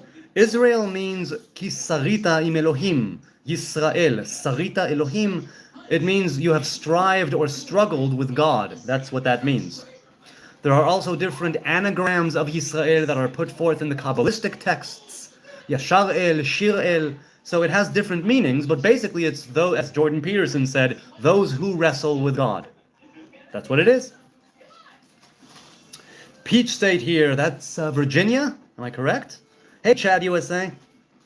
Why don't you partake anymore, Joshua said. Because I was called to let it go. I don't rule out partaking in the future, but I used to have, a puff or two from a joint at the end of the day for years. I mean, I always took tolerance breaks. I was careful to keep my tolerance down. I wished to respect the herb and my mind and my body. I don't think I was ever addicted psychologically.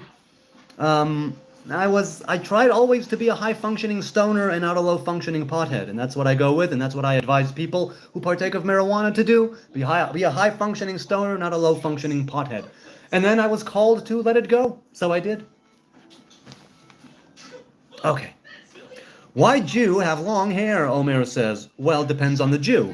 If you're talking about someone like me, maybe they took a Nazarite vow, or maybe they just grow their hair. If you're talking about someone who, like me earlier, I never cut them off, had long side curls or short side curls, that's an embellishment on the prohibition against cutting the corners of the hair and the beard. Or the hair. I quit, says Beeswax Bonanza. Quit what? Quit what? Only Nazarites have long hair. No, that's not true. It is true that there is a time and place where the long hair is the mark of a Nazarite, but you can be a Nazarite and be bald as well. You can be bald and lose all your hair and take a Nazarite vow and you are 100% a Nazarite. All the Torah says is, if you take a Nazarite vow and you have hair, let it grow wild and free. No alcohol either. So yeah, the Nazarite is allowed to partake of alcohol that it's not of grape origin. I gave up all alcohol as well. What is an Azurite vow? I don't know if you mean a Nazarite or Azurite. I don't know what an Azurite vow is. A Nazarite vow is a vow that a man or woman of Israel can take, and nowadays it's for life. It's basically to abstain from anything grape-related, to the fruit of the vine of the grape, and it is to grow the hair wild, and it is to abstain from contact with human death, with corpses, cemeteries, and funerals, and so on. And if you're a Samson Nazarite, there's no such prohibition, and the vow is for life. That's pretty much it.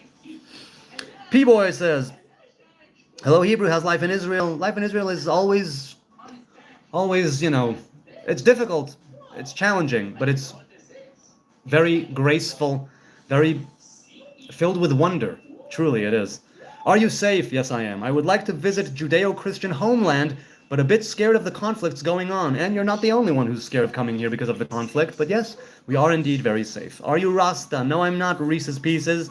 I used to love Reese's Pieces so much. I didn't have it too many times in my life, but I truly, truly enjoyed it. Whenever I did partake of it, it was always awesome, and I loved it. Thank you so much, says Kevo, for your easy-to-understand explanations. Greetings from Thailand. Thank you for watching and viewing and commenting. I deeply appreciate it. Did you sacrifice already? No, I do not make any sacrifices. I took a Samson vow. The Samson vow has no offerings for two reasons. First, the vow is unending. It's not a set period of time. Second, there is no defilement of human death, ergo, no offerings to bring. So the Samson vow is the most rabbinically, halachically viable form of Nazariteship, one of 4 forms of Nazariteship. Hello from Florida. Hey, Tyler. I mean, did you offer a sacrifice? So that's, I know what you meant, and no, I did not. There are no altars, nor is there a temple, nor is there a tabernacle, nor are there proper ritually clean priests to bring the offering to. And I, as a Samson Nazarite, also have no offering to bring, because none is needed. The vow does not end, hence no offering. The vow cannot be broken by defilement of human death, hence no offering. Ye worship ye know not what. We know what we worship, for salvation is of the Jews, says David. I'm not sure what that is, but okay. I mean, I'm assuming it's a New Testament quote or something thereof. The Jewiest Jew I've ever seen, says Hillary Clinton. I'm an Old Testament Christian. Tell me why Jesus sucks. I don't think Jesus sucks. I think that if I was around at the time, I would have been happy to follow him around Jerusalem and call him rabbi. So I do not think Jesus sucks. I think it sucks that he was elevated to the degree of God incarnate, and that I think it sucks that people tell Jews to believe in a God in flesh when the Torah specifically states there is no such revelation to the Hebrew people. Maybe to you guys out there, but not to the Hebrews. Greetings from Singapore. Hi, M. Hughes. Hello, hello, hello. Red Cherry says, damn, I love how you explain everything. I don't explain everything, Red Cherry, though I appreciate the sentiment. So what's this defiled by human death thing talking about? It is like Death Blight from Elden Ring.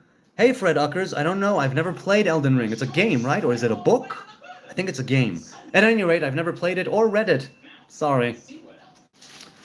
Okay. Oh, a super chat came in. You are a cool-looking Muslim. I'm not a Muslim, but thank you. Can a Christian make a Samson Nazarite vow? So according to rabbinic law and the Torah, the vow was given. Yes, dear. Can you have what? You have another snack? No, leave it for tomorrow. Leave it for Shabbat. No, you had a snack now. You don't have another snack. Have it tomorrow for Shabbat. Hey, listen, you asked. Thank you for asking. I said no.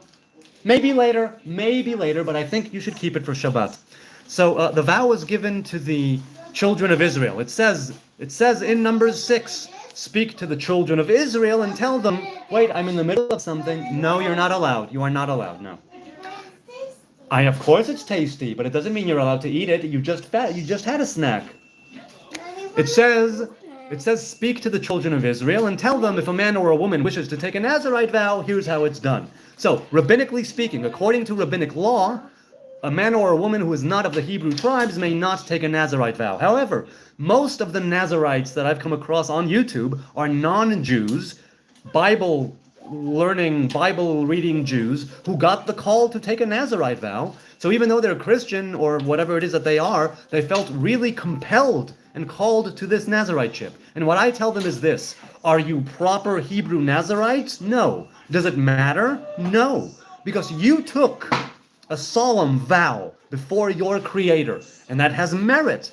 The only place where I'll tell them it does make a difference is the laws of the Nazarite. The laws of the Nazarite are for the Hebrew people, meaning they can choose to end it at any time. They can choose to break it at any time. They don't need to bring any offerings, right? And if they took a vow between them and their Creator and also specified when they can break it and when they can't, if it's for a set period of time or for life, what they need to do if this or that, that's between them and their Creator. So I don't gatekeep the Nazarite vow. I'm saying that the Torah says it's for the children of Israel. But there are many others who are not of the children of Israel who do take this vow, and I support them doing what they consider to be the righteous thing. If they were called to make a vow of great significance between themselves and their Creator, who the hell am I to say, no, you're not allowed? I mean, you have Orthodox Jews and rabbis telling me I'm not allowed, so I'm going to tell these people what to do. Let's continue. Is the Nazarite vow able to be nullified? Yes, it is able to be nullified depending on your type of vow, right? There are 4 different types of Nazarites. You may do a hatarat nedarim, a annulment of the vow, depending on the nature of the vow you took and the circumstances under which you took it. So yes, you are indeed, according to halacha, allowed to do that. However, there are certain caveats, and it goes on a case-by-case basis. So, if you mistakenly took a Nazarite vow, or think that, no, shut the water off immediately, shut the water off, shut it off. No, you're wasting water. You are wasting water. Shut it off. No. No, if you want to wash your hands, go to the other sink. But no, don't do that now. Not there. Depending on the vow you took, the circumstances under which you took it, right? Your heart and your mind and your speech need to be aligned. Different things. So, you should go to your local rabbi or anybody, or a rabbi that you're in touch with and ask them. But yes, it can be, under certain circumstances, it can be annulled. Abba is busy, and you were wasting water. I heard you. I heard it going. Okay. BMF says, do y'all work with angels, though? I don't. Excuse me, I'm busy. No. No, baby. No, you may not play sink or float in the sink. Abba says no. Listen, do you want me to come and put you on the couch? Because you're not watching Blippi. Do you want me to turn it off? Do you want me to turn it off? Then go. If you don't, look, you don't have to watch it. I'll go turn it off. Is that what you want? Don't yell at me. Talk to me without yelling. Do you want me to turn it off? No. Very good. I don't want to turn it off. Please put the chair back and go. Excuse me. Don't yell at me and take out the binky when you speak to me. Thank you. Very good. Thank you. Yofi, let's continue. Let's continue. Kids be testing like an MF. Yes, indeed. Yes, indeed. Why do you seem disgusted with your child, says Kyle. Kyle, let me guess. You're not a parent, are you? Just a guess. What exactly is Shabbat? Is it linked to the Sabbath? I'm taking an apple. You're taking one of my apple slices? Can you ask me first? Can you say please? Look me in the eye. Please. Apple, please. You may take one. Yes, that's right, Soothing. Shabbat and Sabbath are the same thing. Firm but fair, excellent. That I try. I don't always do it, but I try. Why your head isn't covered with anything? It is the hair of the Nazarite, the Nezir of the Nazir. That is my head covering. They all look like this, says Dick Blowdart. Hi, Dick. You don't like it? What are you gonna do? Oh, kid, that scream, let me call the exorcist. Are you a Levi, a Megaresh Shedim? Yes, we are a Levi. Yes, we are Levim. Good guess. Good guess, my son says. Wow, Sar, I love Israeli women, says Betty Chode. I've heard people say that Israeli women are awesome. I don't know, I only had one girlfriend and she became my wife, so I don't know. He's gay for Israel. Yes, I am. Yes, I am. I'm gay for Israel. I'm also gay for Mole Man. Now, I know that Mole Man said... Yes, madam. All right, but you won't have one for Shabbat. I know Mole Man said nobody's gay for Mole Man. I am. I want madam. You are literally eating something and you just had a snack. Please sit down. You don't want it. Then go sit down. But baby, when you don't sit down, I turn off the TV. Okay, Leah, can you please turn off the TV? Thank you. You're going there, right? Yeah, good. What do you mean I'm going there? You ought to wash your hair, says Irene. I do regularly. I simply don't comb or brush it. But that means you won't have it tomorrow. That's all that means. I think you're going to want it tomorrow. Before you take it, please wait and think. And if you still want it, very soon, if you still want it, then you may take it. Wait a little bit, just a little bit. No. What's that been? Do you love turkey? I don't know if you mean the nation or the bird.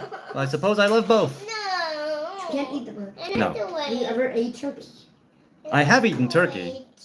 Yeah. I mean, I probably over 20 years ago. Leave it. Hillary says, biblically, it should not be possible to be a Nazarite.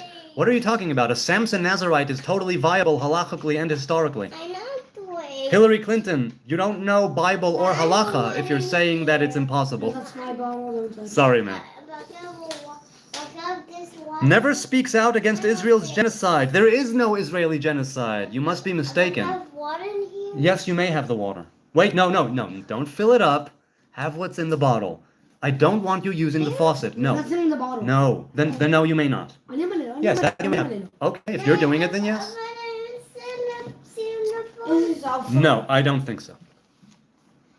The temple was destroyed. Yes, Hillary Clinton, and if you would know anything about the Bible or the Samson Nazarite vow, then don't drink it. That's it. That's it. Just don't drink it. Hey, excuse me. People are trying to sleep. Lior? People are trying to sleep. It's not okay that you're screaming. It's not okay. Please. Wait, you want way up in here? You can't get everything you want. And people are trying to sleep. Please. Please. You want it right now? Can you ask me kindly? There you go. You may have it now. Thank you for waiting. So, when there's no temple, it just means that the temporary vow is for life. But the Samson vow does not require a temple. So you're mistaken. I will let you go sit down. Better film your children freaking out. Hey, pizza bitch, good to see you. I love a good pizza bitch. No, I don't think so. Freakouts happen each and every day with kids. That's the way that it is. Film it in your brain. How's that? Standard routine with kids. This is normal. Yes, it is. Don't really film. Yes, it is. I am nuclear physician, says Expodemita. All the countries have right to nuclear power, Palestinian also. Okay, great. Hey, can you please lower your voice? People are trying to sleep. Okay, when you're speaking like this, that's much better. Keep it that way. Please, can you get him a bib? Thank you. Wait, there's one right here. Where? You have spoon. Right there on the chair. Okay. No, it's okay. Purple Treat says if Israel means wrestle with God, no, it means those who wrestled, but okay. Then that is in the inner world, it must become centered. The principle of good and evil must be reconciled. That is every human's path eventually. Well, all I'm saying is that Yaakov became Israel, right? Jacob became Israel. Jacob became Israel because he was striving with people and with God. And when we wrestle with God, it is not actually God. It means the divine revelation that was revealed to Jacob at the time. Guys, please keep your voices down. Please keep your voices. You're not trying. You're not trying enough. Try a bit more. People are trying to sleep up there. Okay. What time is it? It's 2 p.m. here in Jerusalem. Bruce Deuce, Jew with dreads? Yes, indeed. Spoon. Then go get a small spoon. And I need small spoon. Go get a small spoon. I That's don't fine. care really. You look shady with that haircut. Yeah. What haircut? So, good point, my son. What haircut? Hey, my man.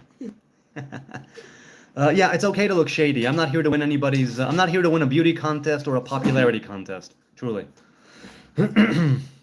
Nice dread, says Dim. Thank you.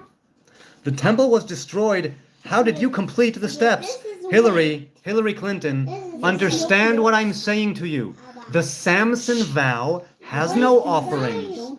The Samson vow does not necessitate a temple. The Samson vow does not end. There is no ending to the vow. There is no temple. There are no offerings to bring. Please try to comprehend this. The Samson Nazarite vow that I took is for life with no offerings. Other types of Nazariteship, like a Nazariteship for a set period of time, if you, let's say, made a Nazarite vow for 5 years and your years have been fulfilled, even if your days have been fulfilled, the vow remains until the temple is built, then you complete the steps. And you can see an account of this in the book of Maccabees, before they retook the temple in the times when the Greeks or the Hellenists were in charge. And they brought forth the Nazarites that had fulfilled their days, but could not end their vow because of the lack of a proper altar at the temple. And they could not bring their offerings. And so we see there is a history of such a thing being, where you have a Nazarite that remains a Nazarite, even if his or her days have been fulfilled, until such time as they can bring the offerings. I hope this has been made clear to you. There you go. Yes, baby, what is it? I saw weight. You what? And I saw weight. You saw weight? Yeah. What does that mean? Just told him to wait. Oh, you told him to wait. Yes, okay. It's sometimes yes, it's good to wait. Sometimes it's very good to wait. I see. The Samson vow is stipulated in the Mishnah, not only in the Torah. It's not in the Torah. Samson is in the Bible, not the Torah. Yes, oh, I see. There's white within the dark. Yes, there is. Yes, there is. That's true. You're making up a false narrative. Hey, Hillary Clinton, you can think whatever you want. Nobody is disputing that you think it's a false narrative. However, the Bible disagrees with you. Halacha disagrees with you. Are there sages who said that the Samson vow is not a proper Nazarite vow? Yes. Was that made into halacha? No. So both of the opinions were brought to bear, right, on the argument that is yes or no regarding Samson. There was the idea of, because Samson was made a Nazarite by his mother, who received an angelic revelation, that nobody can follow that particular path. But practically speaking, there are 4 types of Nazarites, one of which is the Nazarite of Samson. That is what I am. So whether you like it or not, whether you consider it false or not, is immaterial. All that means is that you are a Hebrew woman. If you, Hillary Clinton, are a Jewish woman, you may not take the Samson vow because you don't think it's a real Nazarite vow. That's all well and good. That's fine. Mama's not here. We'll come down maybe later. It was written, says Hillary Clinton. What do you mean? No, baby, no, you'll have to wait. Eat your food. No, don't talk with food in your mouth. Emma's not here right now. So you'll have to wait until she comes down. Right? She has to relax. How was shopping? You had fun? Yeah? You both helped your mother? I did feel a bit annoyed her. Okay. Beseda. Okay, let's continue. You're from Nazareth. No, I'm not from Nazareth. Then I would be a Nazarene. Nazarene means from Nazareth. Nazarite means a man or woman of Israel who took a Nazarite vow. Jim Morrison says, do you believe Jews as a group have kept their side of the deal in respect to the covenant that God made with Abraham? No. That's why we were kicked out repeatedly from this land. That's why we were persecuted repeatedly by the nations, because we were not doing our job. Don't touch. You do what is easy, says Hillary Clinton. Okay, people, Hillary Clinton thinks that taking a lifelong vow is easy, that growing your hair and never taking a haircut is easy, abstaining from grapes and all grape products, that means wine, vinegar, raisins, balsamic vinegar, is easy. And she thinks also likely that other things I took on is also easy. Okay, if you think that saying that I took on what's easy, yes, it is very easy for me to be a Samson, a Nazarite. You are 100% correct. It is easy for me. I received the Nazarite vow, I received the call to the Nazarite vow, and I answered it after a time of some soul searching. I answered that vow, I answered that call to the vow. I took my Samson vow, and it is for life. and you consider that to be easy, and I'm agreeing with you. Yes, it is very easy. Does that make it any less significant? Does that make it any less of a path or a discipline to follow? And I will also have you know that I was vegetarian before that, and I went vegan with the vow. I was consuming alcohol at the time, and I have gone no alcohol. So if you consider a vegan who doesn't drink, who grows his hair, and who doesn't partake of anything grape-related easy, by all means, so do I. You're trying to use that as a detriment against me, but in fact, it is a benefit. So that gotcha is not really a gotcha. Yeah, let's Do see better. You do it for more than Do better, Hillary Clinton. Let's see you Do that better. for more than 5 years. Run up on me, says, I appreciate all you do, man. Gotta go to bed. Go to bed. Have a good rest. All of you out there, especially those in the States, it's time for bed. Go to bed. Between 7 and 10 hours, depending on the time zone. Hillary Clinton, you're ignorant, says Joshua. I mean, hey, I'm ignorant too. People are allowed to be ignorant. There's more of what I don't know than what I do know. The thing is that if you are ignorant, patience, finish what's in your mouth, and then speak. Finish what's in your mouth. If you want to be ignorant, that's all well and good, but don't pretend to know what you're talking about. You could say, I think, you could phrase it as a question, in my opinion, but to state something as saying it's a false, boo, Hillary Clinton, you're only revealing your own ignorance and arrogance.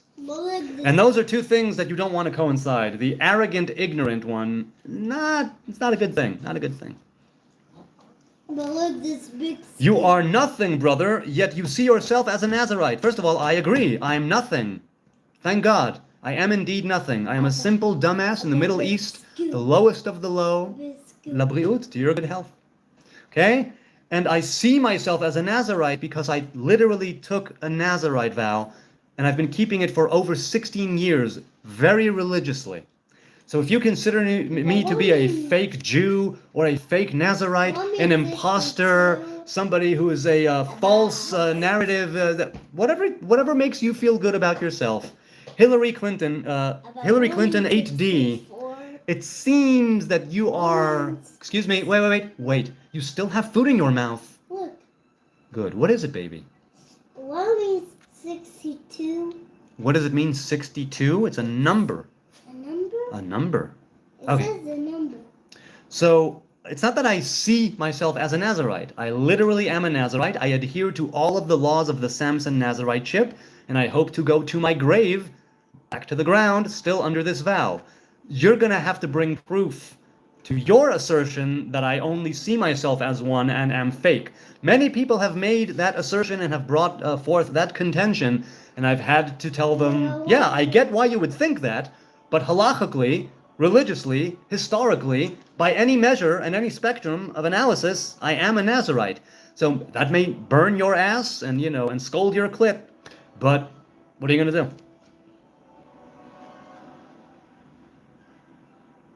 E-Girl says he is a Nazarite. Yes, indeed, I am. I took the vow. So I'm a Nazarite. Missy says, if you follow all the laws, you broke them as well. I never said I follow all the laws. I said I follow all the laws of the Samson and Nazarite. I didn't say I follow all the laws in Torah. You're a good dad. Thanks, Drive. I appreciate that. I have my moments, and sometimes I'm not a good dad. Isn't Judaism misogynistic? There are elements of halacha that can be seen as misogyny. And that's also partly why I stepped away from keeping strict rabbinic law, because in certain things, the modern day halacha did not coincide with the values and the views that I was espousing. And while there is a great danger there, because who am I to go against the grain? And who am I to say I'll keep this but not that? Who am I to cherry pick? But I could not ignore what I was seeing. So yes, I'm a cherry picker. I cherry pick everything and I make no apology. I do make some sort of an effort to pick the good cherries, the tasty cherries, the righteous cherries. Do you eat grapes? No, I do not. I have not had a grape in over 16 years, Riley. Not a grape, not a raisin, not anything to do with wine vinegar or balsamic vinegar, right, that has grapes in it. So, no, I have not. What's the Nazarite vow, Riley says? A vow that a man or woman of the Hebrew tribes can take. That is it. Rivers says, looking good. Thanks, Rivers. I appreciate the good vibes. Do you love BB? No, I don't. I think he needs to go. I don't know who could replace him, but I think he needs to go. So, I might be wrong. To be fair, the signs of Messiah, not Nazareth, to be fair, is breaking the Torah, says Sheev Palpatine. Hello, my lord. Your Grace, the Emperor. The signs of Mashiach, nothing, no, that's not true. That's not true. It does say there are different signs that are put forth in halacha, or the Rambam anyway, Maimonides, and in the Mishnah, the Talmud, the Midrash, the oral Torah, and the external teachings. But they don't all need to come to pass. The negative ones, for instance, do not need to come to pass, in the very same way that negative prophecies of doom and destruction also do not need to come to pass, even if they were prophesied. But positive ones of redemption and of elation and of salvation, those do need to come to pass. Do you smoke weed? No, I don't. Adam Sack, L.A. Do you? Do you think we should separate state from religion, says Red Cherry? Let me put it this way. I think that I need to live a little bit longer, experience more of state and religion before I could really address the question. It's beyond me. It's above my pay grade. I do not know. I know that the current state of Israel is a Jewish democratic state. And that's inherently an issue. There are times when it's more Jewish and less democratic. There are times when it's more democratic and less Jewish. And that causes a lot of strife and a lot of tension and a lot of weirdness and confusion sometimes.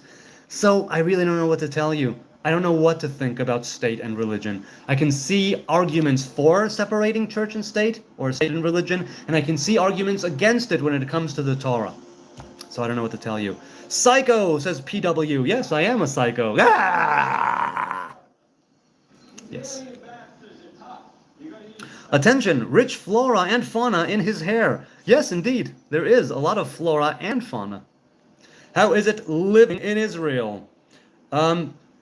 Really amazing and awesome. A privilege and an honor to grow up in Israel. You guys are monsters, says he, they, he-o.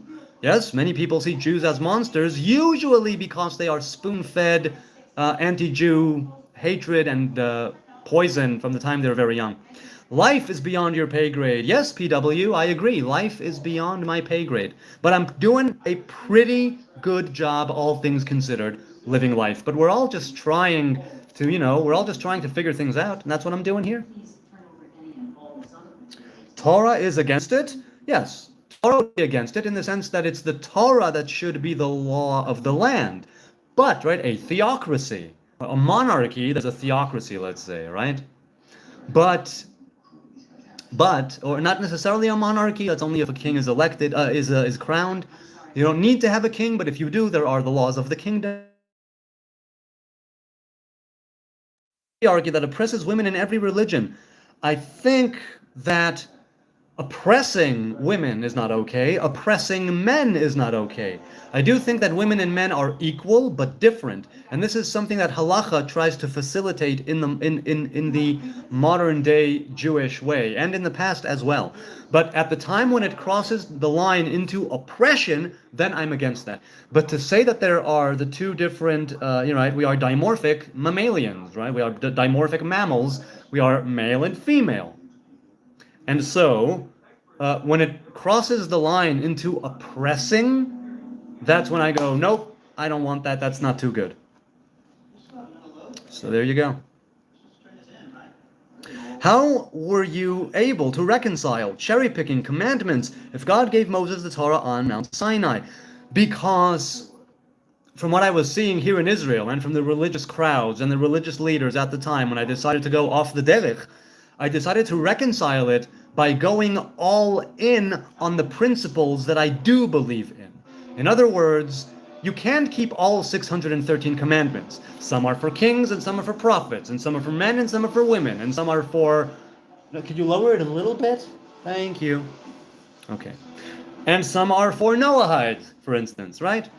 So to speak. I know it's not part of the 613. What I'm saying is that you cherry pick whether you want it or not, because you construct for yourself a hierarchy of values. Especially nowadays, without ritual worship and without the temple, what we are left with is the remnants of the commandments, right? There are 613 commandments. Over half of them directly relate to ritual worship at the temple, or indirectly as well. So I cherry-picked by saying that I want to give my life to picking the good cherries, the righteous cherries, the ripe cherries, and to go all in on that. And then, even if I make mistakes, they're my mistakes. And even if I err, right, these are my errors. And even if I'm off the derech, I'm on my derech. All in, wholeheartedly.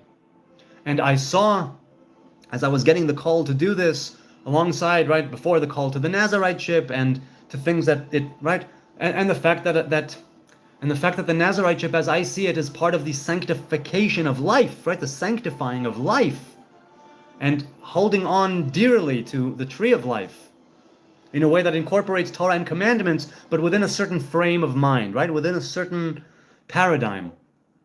And so I left orthodoxy in strict rabbinic law, but I decided to go all in on things that many Orthodox people believe are against halacha. That's how. All right, fellas, time to go to work. Love y'all. Thanks, Red Cherry. It's great to hang out with you. Really great to hang out with you. Let's scroll down. What are you? Says Carmen. I am Jonathan. That's me. A simple Hebrew man in the Hebrew land. That's what I am. A simple dumbass in the Middle East. I don't understand why people need to gatekeep faith from others and say you're not a real Jew, you're not a real Nazarite, or a real X or real Y. People just cannot seem to look after their own business. No, let's put it this way. I'm out here broadcasting live from Jerusalem, meaning that I'm inviting it in as an inherent part of broadcasting live. I'm inviting this in. Also, because I'm a channel that is free-range chat with no mods, no timeouts, no banning, no censoring, other than the minimal YouTube censoring that it employs, I am very interested in people's criticism. I'm interested in people's challenges. I'm interested in the trolls and the haters and the Nazis and the spammers and the lovers, right? And the ones who are actually here for debate each other in the chat, or me, not debate me, but to speak with me, right? People cannot seem to look after their own business, maybe, but here they are invited to look into my business, right? The channel description itself is faith, spirituality, religion, and self-development through the eyes of a modern-day Nazarite Am Haaretz, right? A regular person of the land. And that's what I am. I'm just a person in the land, a Hebrew man in the Hebrew land.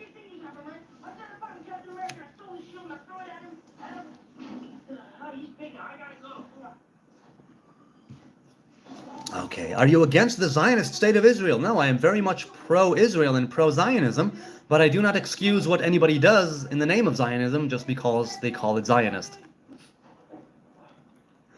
Chat, send good questions, says Ash. Hi, Ash, Mash, how you doing? What kind of mash?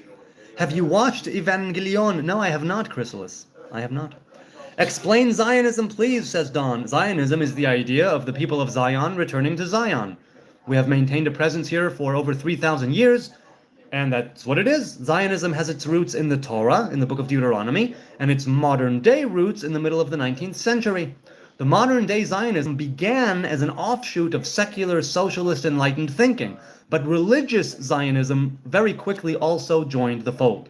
But either way, even if people are against modern-day Zionism, certain religious Jews who say that a Jew cannot be a Zionist, they would necessarily, definitely agree that biblical Zionism that is stipulated in the book of Deuteronomy, which is, if you do wrong, you'll be kicked out, but you'll be coming back. That's the essence of Zionism, the return to Zion. How do you view the Kabbalah? As something that everybody should be learning, a kosher Kabbalah with a kosher master. If you are called to the lore of the Tree of Life, kosher Kabbalah with a kosher master. That is the only prerequisite that I would say. Kosher Kabbalah with a kosher master. So how do I view it? I view it as the blueprint of all creation. The study of the 10 Sefirot is literally the study of oneself and of all creation, physical, spiritual, and everything in between. What's klipot? Klipot is the dark side of the force. Klipot in Hebrew means husk or shell. So it's basically just like you have a peel on a banana. That on the one hand, it keeps it safe, but on the other hand, it's something that you need to get rid of in order to partake of the meat of the fruit, right? Although a banana, botanically speaking, is a berry. So the klipa right? Let's say of an orange or a tangerine. On the one hand, it's there to keep it safe, and it keeps the fruit safe on the inside. And on the other hand, it's something you need to get rid of. So there's an element, but that's klipot. Klipot is the dark side of the force, the adversarial element of creation. Now, many people say that that's not a good thing. The thing is that without an adversarial element to challenge you and push back against you, you wouldn't be able to push back against it and discover more and be more than who you are, and discover strength and courage and greater virtue. If you're never challenged, if you're never tested, you don't truly know who you are. If you don't let the baby, right, walk and trip and trip and trip and fail, it will never learn to walk. So if you don't contend with your dark sides, if you don't contend with your shadow, you may never truly know who you are and what you are. This does not mean you need to put yourself in a place of danger. This does not mean you need to go and become somebody who investigates the klipot and who sees them as a great thing. Oh no, yeah, sure, I'll go and I'll delve right into the dark side. No. But should it come and present itself before you, be able to rise up to the challenge. And that is what Torah and commandments teach. Iron sharpens iron. Exactly. And the adversary known as Satan, that's literally adversary in Hebrew, Satan in Hebrew means adversary. The adversarial element is a servant of the Most High. Unlike other faiths or cultures that see Satan or the adversarial element as a devil, that was a rebel who wants the throne, fighting God, not even a little. In the Hebrew faith, the Samech Mem, right, the Satan, the adversary, is indeed a noble servant of the Most High God. This guy looks like he smells like onions. No, JJs, I'm a fan of fried onion. I don't smell like onion, though. You worship Baal. No, I do not worship Baal.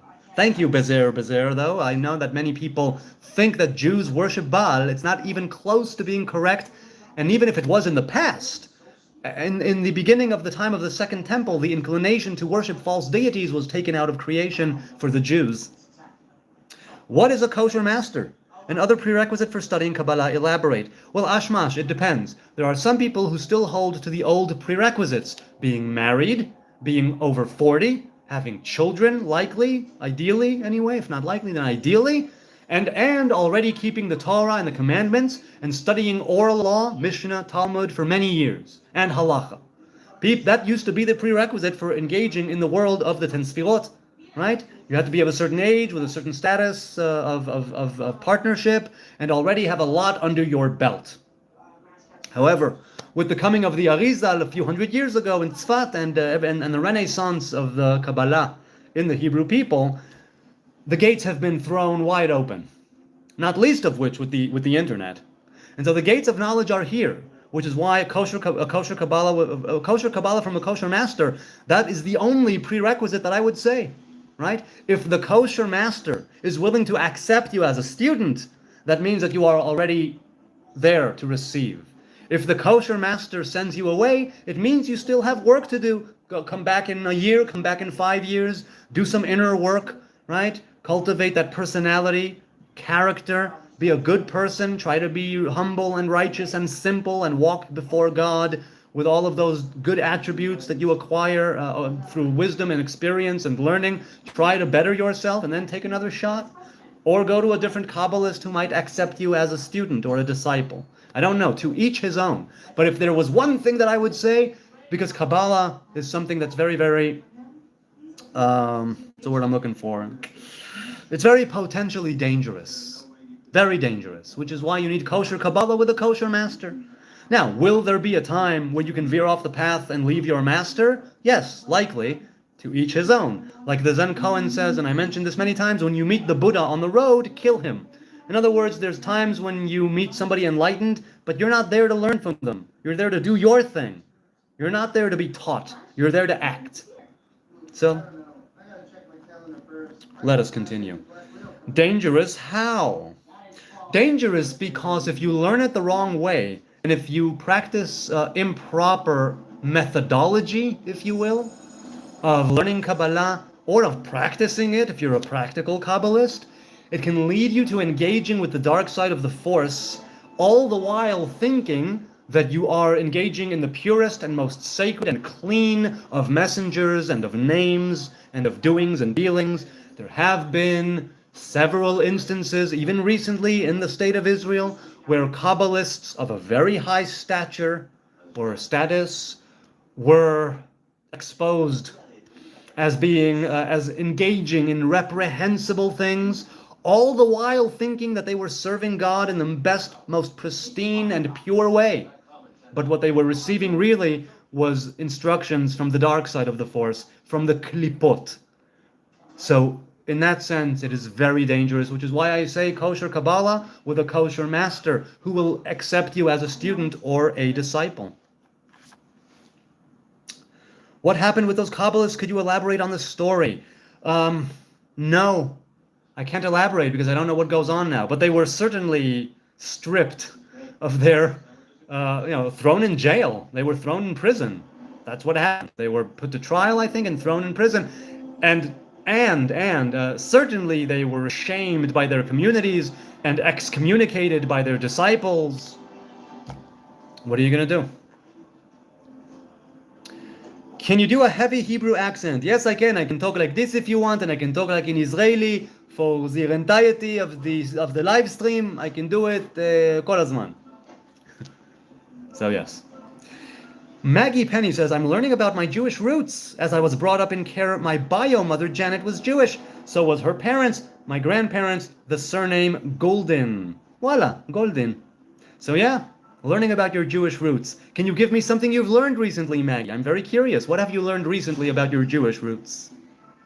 Mira G says, I love how you respond without fighting. I'm not here to fight with people. I'm here to talk to people. Why on earth would I be fighting? There's enough negativity in the world. There's enough drama. There's enough, can you, hey, lower, man, come on. Not because of me, because of them. Thank you. Shalom, says Hussein. Wa alaikum salam, Hussein. You're Jewish? So cool, says Valingo. I'm German. Can I be a magical Jew like you, says Doomshop. I'm not magical. I'm very much of a dumbass. A simple dumbass. Not more, not less. My uncle was MasterCard. How funny, my uncle was Masturbate. Good evening, buddy, says Hussein. Good evening. Sabach hanur. Judaism doesn't have the plan of salvation and when he's and rejects the Holy Spirit. I don't know what you're talking about, but Judaism usually does reject the type of salvation that comes from a human being in the sense of a God in flesh. But there are many other types of salvation. Primary, right, the chief one is you save yourself by engaging in the Torah and the commandments. That's it. That's how you save yourself and the world around you. The more you elevate yourself, right, the more that the ripple effect can actually grow. So you can influence those around you inactively, passively, by simply doing your thing. That's it. Focus on you. Do your thing, right? Try to be a good person, righteous and humble and simple before God. You should play Blinding of Isaac. I should play Blinding of Isaac? I don't know what you mean. I love the joy and respect with which you talk. We need more of this in the world. All respect to you, sir. Thank you, EEMB. I appreciate it. I'm not always respectful. I usually am joyful, if not happy. So, yeah. And as for respect, I try to be respectful. I don't always manage. Joseph says, only Elohim can be my master. I'm always led astray when I follow anyone else. Some teachers for me, but I can learn from people who respect me equal to my respect for them. Hey, that's one way to go about it, sure. But I, as somebody who has studied with different rabbis and masters over the years, I know very, very intimately the benefit of learning from a proper master. I know the advantages that can be for you as a disciple or a student to be with someone who's been there, done that in some way or another. Because they have a different view of things, right? Because they are already higher up, so to speak. They are on the top of the mountain, as it were, overlooking the maze, while you're still in the maze. And so they have the sight to be able to tell you, turn right here, turn left there, go straight here, because they can see the entirety of the maze, right, open. Whereas all you see is the big hedge. Hey, hello. Okay, so it's been over 2 hours. I'm going to say goodbye. Hello, Mr. Baby, you're awake? Hello. So I'm going to say goodbye. Thank you for being here. Be blessed. Be a blessing to others. Be the light in other people's lives. God willing, I will see you on maybe Saturday night, maybe Sunday morning, maybe some other time, where, on another live stream where the wonders never cease. A quick prayer for peace and unity, for love and understanding and justice and righteousness and humility. May the knowledge of God cover all of us and all creation as water covers the seabed. May we be able to overcome our weaknesses, overcome our differences, overcome our shortcomings as individuals, as a collective, as humanity. May we be able to find common ground, bridge the gaps, embrace in our shared humanity instead of seeing all the gook. And may death and bloodshed and murder and conflict and war and terrorism may be lifted out of creation even right now as I am speaking these words. And may we usher in with our own doings and dealings and words and thoughts and deeds and actions, and by our own merit, may we be able to usher in that new time, that new earth, that new covenant. May it be so. Until then, good Shabbos, Shabbat Shalom from Jerusalem. Thank you so much for joining me. If I missed you in the chat, I'm sorry. Leave a comment. If you want to hit me up in the DMs, do that. Hebrew Nazarite, look for my tree on X, TikTok, Facebook, Instagram. And I think that's it. Have a good one, people. Shabbat Shalom.